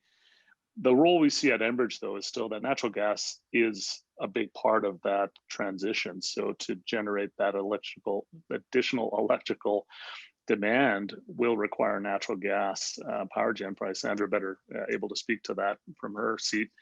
But I'll highlight a very real example that we've gone through. We own an asset called Sable Trail Pipelines. It runs in Florida in the U.S. and it was originally within the old Spectra complex and was brought in service a few years ago. That pipeline was developed to bring natural gas into the Florida market and directly feed into a number of utilities that were making the transition from coal to natural gas-fired electrical generation. I think that's a perfect example of how we see this transition playing out, how we see natural gas playing a role in this. It's not necessarily just straight to electricity. Electricity has to come from somewhere, and you know, domestically speaking, natural gas still will play a very big role in that. Right, I agree. And even when we think of reliability of what's gone on in California, obviously I'm interested to see because they had their brownouts over the past summer. And so I'm interested as well to see where it goes. And then lastly, I want to move it over to Sandra, talking about carbon nanotubes and your C2CNT facility. I remember, I think it was almost 3 years ago, and we were in Boston together. And Brian Vazio was first talking about this. And I just remember being so excited because it's not just reducing emissions and taking carbon and storing it, but you guys are actually transforming the molecule into something that's economic, which I think is really cool. So do you mind explaining a little bit about C2CNT, where you guys are at, where you're going, and even your partnership with Lehigh Hansen, the cement company? Yeah, no, absolutely. You're right. It is something that we started a number of years ago on a trial basis at one of our natural gas facilities as part of the X Prize. And that was looking at capturing carbon from flue gas and transforming it into a nanotube, which is a product that has a really wide range of commercial applications, one of which being cement. And that what we know about carbon nanotubes is that they are already proven technology. They are used in a number of wide applications, but to date, one of the key barriers has been just the cost. And so what we have been doing working at our Genesee site is to try to get at scalability of the production of nanotubes to be able to break through that barrier. And as you mentioned, cement industry is one of the main beneficiaries of this technology, just because the properties of the nanotubes are such that the amount of cement that it would take in construction is greatly reduced, and therefore the amount of emissions related to that industry is also significantly reduced. And it sort of is even greater than what you would see from the electricity side itself in terms of reducing emissions. So it has the opportunity to make a real difference on the profile of emissions.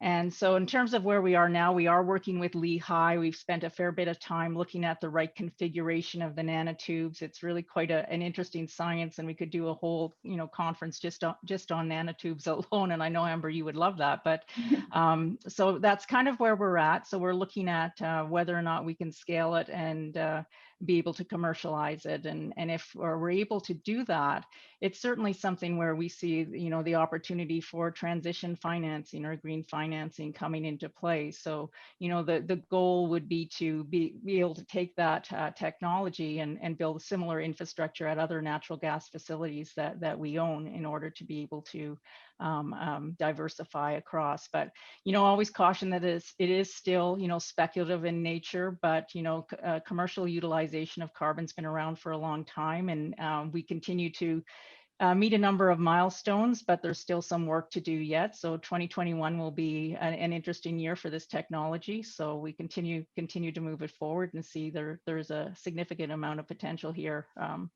going forward. So awesome, thanks, Sandra. I think that about takes up our time, and so I'm really excited again, just from an energy perspective of where each of your companies are transitioning to and where you come from, as well as again, all of these innovative technologies and products that are up and coming. So I think the industry should be excited about it. Back to you, Todd. Well, thank you very much, Amber and Max, Sandra, Ton. I think that was very insightful, and potentially lowering the carbon footprint of the energy sector is a very worthy goal, and it was very insightful. Thank you. I now move to introduce our keynote speaker. He is a multiple best-selling author, pioneering online commentator, and president of the Mauldin Companies, John Mauldin. Todd, thank you very much. And I want to thank the IIAC for inviting me. I've actually been on since the beginning, and with some very brief exceptions, I've been listening to it, and it's very encouraging. I'm writing a book on what will look like in 20 years. And there's good news and bad news, of course. You can take the Peter Diamandis approach that it's going to be nothing but rainbows and ponies. And then there are other people that are, it's not going, it's the opposite. But it's a mixed bag. What Todd and I have talked about is I'm going to try to give you, because my bones are macroeconomic bones. And my good friend Rosie, David Rosenberg, suggested that to Todd that I come. I'm going to talk to you a little bit about the macro landscape that you guys are facing. And it's going to be a difficult 20 years because, I'm sorry, the 20s are going to be a difficult period because we have some macroeconomic problems. The good news is I will finish up with the good news, but let's start out with some of the problems to begin with. There was and I'm going to give you some reading assignments here because there's not much you can do in 25 minutes, and then we'll go to questions. But there was a book written in 1997 by Richard Strauss and Neil Howe. Richard unfortunately passed away. Neil Howe's still actively around, and you can get his work on demographics. It's absolutely the best. It's called The Fourth Turning. And basically he talks about 4 different cycles of humanity, each of them roughly lasting 20 years. And they repeat themselves, and they've repeated themselves in the Anglo-Saxon and the European world and the Norman world for 400 or 500 years. And the fourth turning is when it goes from one generation being the dominant generation to the next, he calls that a turning. Well, the end of the fourth turning is always when you have your biggest tumult. You have World War II, you have the Civil War, you have the Revolutionary War, to use United States history. We're getting ready to enter into that period, and you can feel the tensions and pressures already mounting up. Now, the good news is when we get through that, and we'll get through that sometime the middle to the end of this decade, the first turning, when that period begins, you actually get a period of we all come together. It looks like the GI generation in the 50s in terms of positive things happening. It looks more like the 70s, 1870s. So it's something to look forward to. But the period between now and the middle of the next decade, it's going to be a little bumpy. Allied to that is another book called The Storm Before the Calm by George Friedman. And George is a geopolitical analyst, and there again, it's a great book. What he's arguing is that the world works in 80-year and 50-year cycles, the world of geopolitics, and that the latter half of this decade, for the first time, the 80-year cycle and the 50-year cycle come in on top of each other. And so that's going to be a particularly rough period. Again, he would suggest his book, The Storm Before the Calm, then you get a long period of calm. I've got my own personal economic character that or form that I've been talking about now for almost 10 years. It's what I call the Great Reset, which is completely different than what the World Economic Forum came out with a few years ago when they were talking about the Great Reset. When they talk about the Great Reset, they kind of mean big corporations change everything and they take control, and they kind of miss the problems that are happening down underneath. When I think of the Great Reset, I'm talking about we are accumulating debt in the developed world, in China, and all throughout the world that is going to have to be, in the economic term, is rationalized. And ultimately, there's a great article by Bill White that just came out this week You can find it on Twitter. You can go to my website and look at it. My website's free. But Bill White is Canadian. He was the chief economist for the Bank of International Settlements. And what he's talking about is that how do we settle that problem of too much debt? Because too much debt actually reduces your capacity to grow out of that debt. And we've gone past the point of too much debt. And now we're accumulating more debt, especially with this COVID recession that we're all experiencing right now. It's going to take us 4 years, roughly. It's about 46 months on average when you have a deep recession until you come back through the curve, you've gotten back where you were, your unemployment's back to where it was. 4 years is a long time, and it's going to be a slower recovery this time because of the debt than it was last time. So the debt is going to accumulate. We're going to be running $2 trillion deficits. The last year, the year we're in right now, when we finally get it settled out, we're probably going to have a $4 trillion total deficit. Now, that's not what you're not going to see in the headlines, because in the United States, and I know this is going to shock you, but politicians have what they call the on-budget deficit, and then they have what they call the off-budget deficit, which they never talk about. And since it's off-budget, we don't have to include it, but you actually have to borrow the money for it. And we're going to have the projections now, a total of $4 trillion worth of deficit. Now, a lot of that went into handling the pandemic and crisis. At least half of that we had to spend. We're going to be running $2 to $3 trillion deficits this next year, and probably $2 trillion deficits for a very long time. By the end of this year, certainly by the end of January, the US will be at $30 trillion of total debt. That's roughly going to be 135, 40% of debt to GDP. That makes us starting to look like Italy, except that Italy's moved on past that. This kind of debt is, the old Herb Stein line is something can't continue at want. And then another famous economist came back and said, I think it was Boschkin, came back and said, well, yeah, but it can continue a lot longer than you think.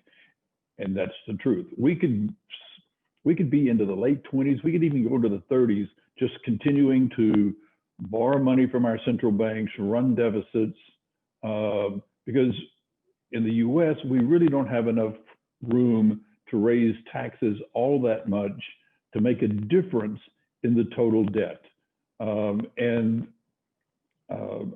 You could double taxes and you'd only bring $1 trillion in, and when you're running $2 trillion worth of debt, that doesn't make any difference. So we're going to have this kind of crisis, and this blends into what there's a great article in the Atlantic magazine this week, the December 2020 issue. You can go and get it and read it for free. And it was where he talks about the future may be worse than you think. It's a forecast by Peter Turton that he wrote back in 2010. And he talked about the problems that we would be facing in the 2020s would be a bloated elite class, declining living standards among the general population, and governments that can't cover its financial burdens, which is exactly where we are today. So this is going to create less abilities for governments to come in and finance things. They can lend their balance sheet, but they're not going to actually have as much cash as we would like them to have. Now, that's all the bad news.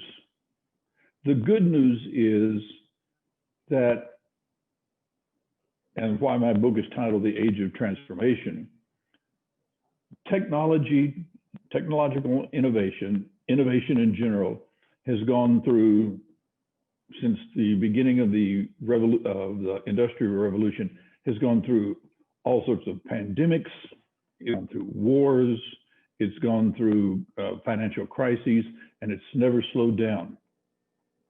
We're going to see more transformational technology. by the middle of this decade, I really believe that cancer will be a nuisance, not a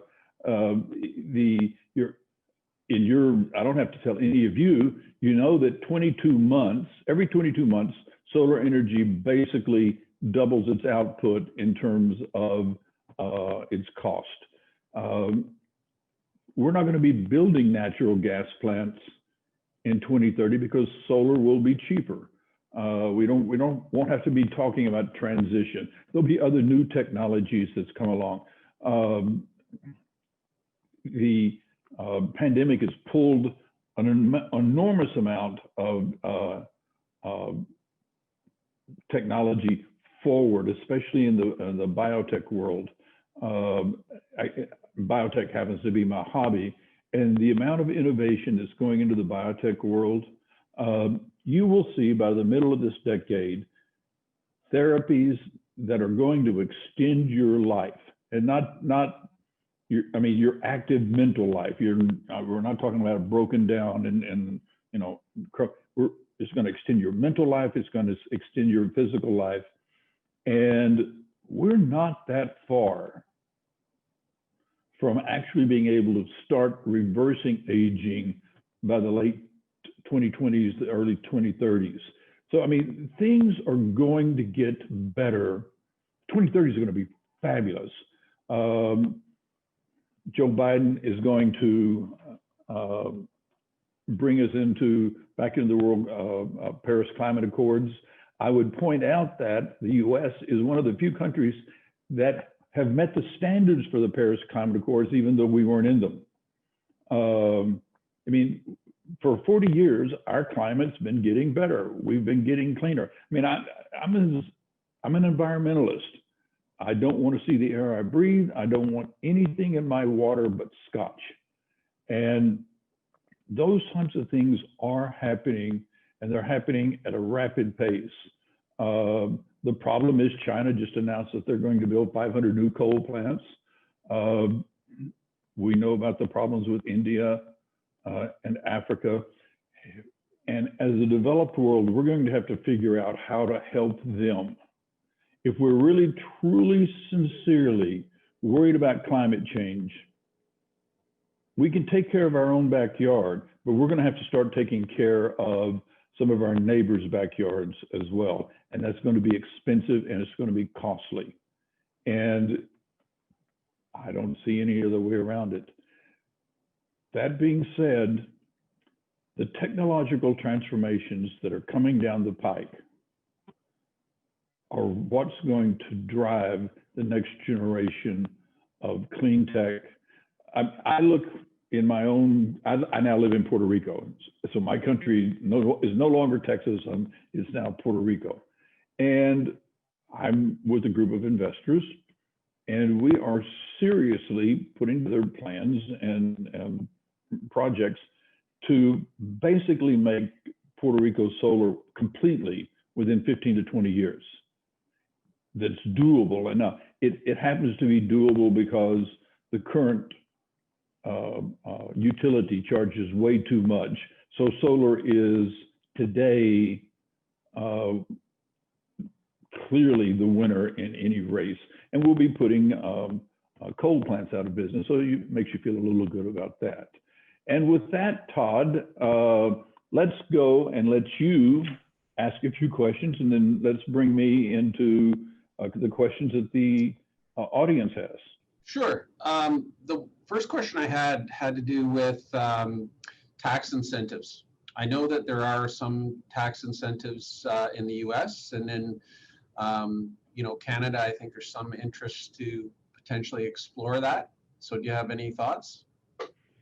The interesting thing, I'm assuming, and it's the way to bet, that one or both of the Senate seats in Georgia will go to the Republicans.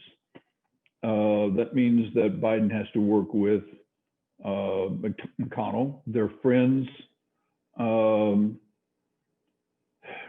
Republicans really don't like to give money up front, like Obama did when he financed all sorts of solar corporations, none of which made anything that turned out to be good. Republicans prefer to give tax credits after you've already spent your money and you've demonstrated that your project works, then we'll give you tax credits. And they're very generous with the tax credits. Biden has already signaled that solar projects and so forth, they're going to get 30% tax credits. That's a lot, especially with the leverage money coming in so cheap. Government's going to provide leverage. There's big sovereign wealth funds that are providing leverage under their own environmental programs. The new technology that solar is putting out, the battery technology, it's actually quite exciting.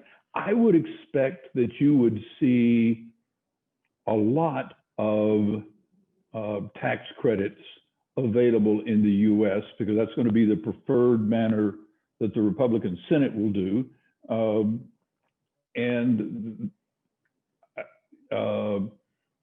I mean, here in Puerto Rico, you get US tax credits and the Puerto Ricans have tax credits on top of that. So it's a particularly friendly environment for that type of thing. One other question I had, hopefully you have some thoughts on this. I know that there's a plan to be committed to in this country and in many others where the goal is zero net carbon emissions achievable by 2050. And in your mind, do you think that's realistic? I actually do, simply because if you look at the curves, I mean, every 22 months, the cost of producing solar drops in half. You keep having, I mean, we've been watching this now for 30 years. It's Moore's law in solar. The battery technology is improving.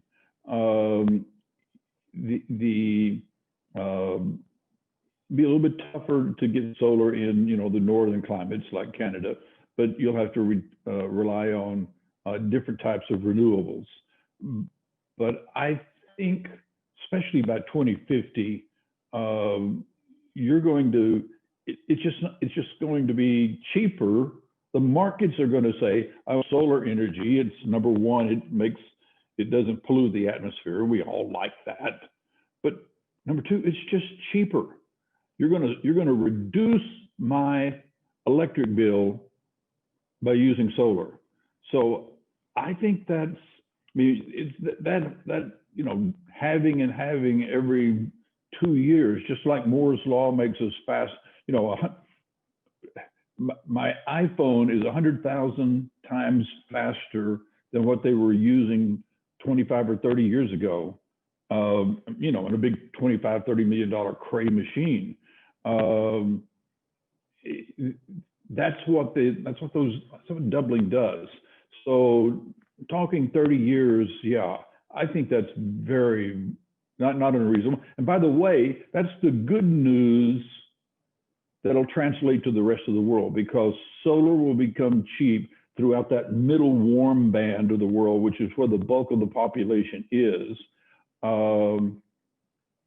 And they don't want to see the air they breathe either. Solar will be cheaper to install. Hopefully the developed world, we get to 2030s and we've reset our debt. We've got to a place where we can, we're no longer screaming at each other over our political differences. I mean, if you go back in history, where we are today has been repeated over and over again. We get to a place where we are able to talk and able to work together, and then actually able to go and say, let's go help third world nations. Let's put in the solar systems there. They're cheaper. I think we could see a great deal of movement along that front. Like I said, I talked to another big fund that's planning to do the same thing we're talking about doing in Puerto Rico. They're planning to do it throughout the Caribbean. When private enterprise can say, listen, we can make money on where we are today in solar. By the way, those tax credits are not just for Puerto Rico. Those tax credits are going to be given, that's going to go all throughout the United States. You're going to see a lot of solar plants and solar projects built. Same thing with wind power. Little bit of trivia, the state with the biggest wind power footprint is Texas. A lot of hot air and windy air out in West Texas. Thanks, John. There is a question on the Q&A. Can you see that? Can you read it to me? Sure. If China is building 500 new coal plants, how do we de-incentivize countries from selling China coal so that we do not allow them to undo all the good work Western advanced economies who are bearing the brunt, a large part of the financial burden of greening industry? That's a problem. We can go to the U.S. and say, fine, we're going to buy every coal plant in the mine in the United States. We're going to buy out the union contracts. Wonderful. There are so many countries with coal mines that are third world, and that's where they get their money. I mean, you're going to have to incentivize a lot of third world countries that don't have jobs. They're poor, and that's what they do. I mean, there's no carrot other than putting money in front of them. And countries are going to have increasingly less money in the developed world. I mean, this recession we're going through is now going to end up being even bigger. I don't think we'd come out of it till late 2022, 23. I mean, in terms of actually being back to where we were, we're going to improve steadily all along the way. But vaccines aren't going to be out in the market where we can all have them and be comfortable until the middle of next year. That's just the logistics of getting them out. And then people have got to feel comfortable going out again. Final piece of information. Pay attention to something called far UVC. It's ultraviolets in the C spectrum. We all know that ultraviolet B and ultraviolet A are not good for our skin. We stay out of the sun. Ultraviolet C is 222 nanometers and less. It will still kill any virus, including the coronavirus and bacteria. You can put what will eventually be an LED strip in your light bulbs, in your house. It'll be in every bar. It'll be in every stadium. It'll be a little strip sitting on the chair in front of you. It's not a visible light frame. And not only will we be talking about not having to deal with the coronavirus, you're going to be talking flus, colds, everything. That's going to be available in size by the middle of the next decade, by the middle of this decade, 24, 25. I think it will be universally installed, it will be ubiquitous by the end of the decade. So a lot of, by the way, the technology, there's no patent on it.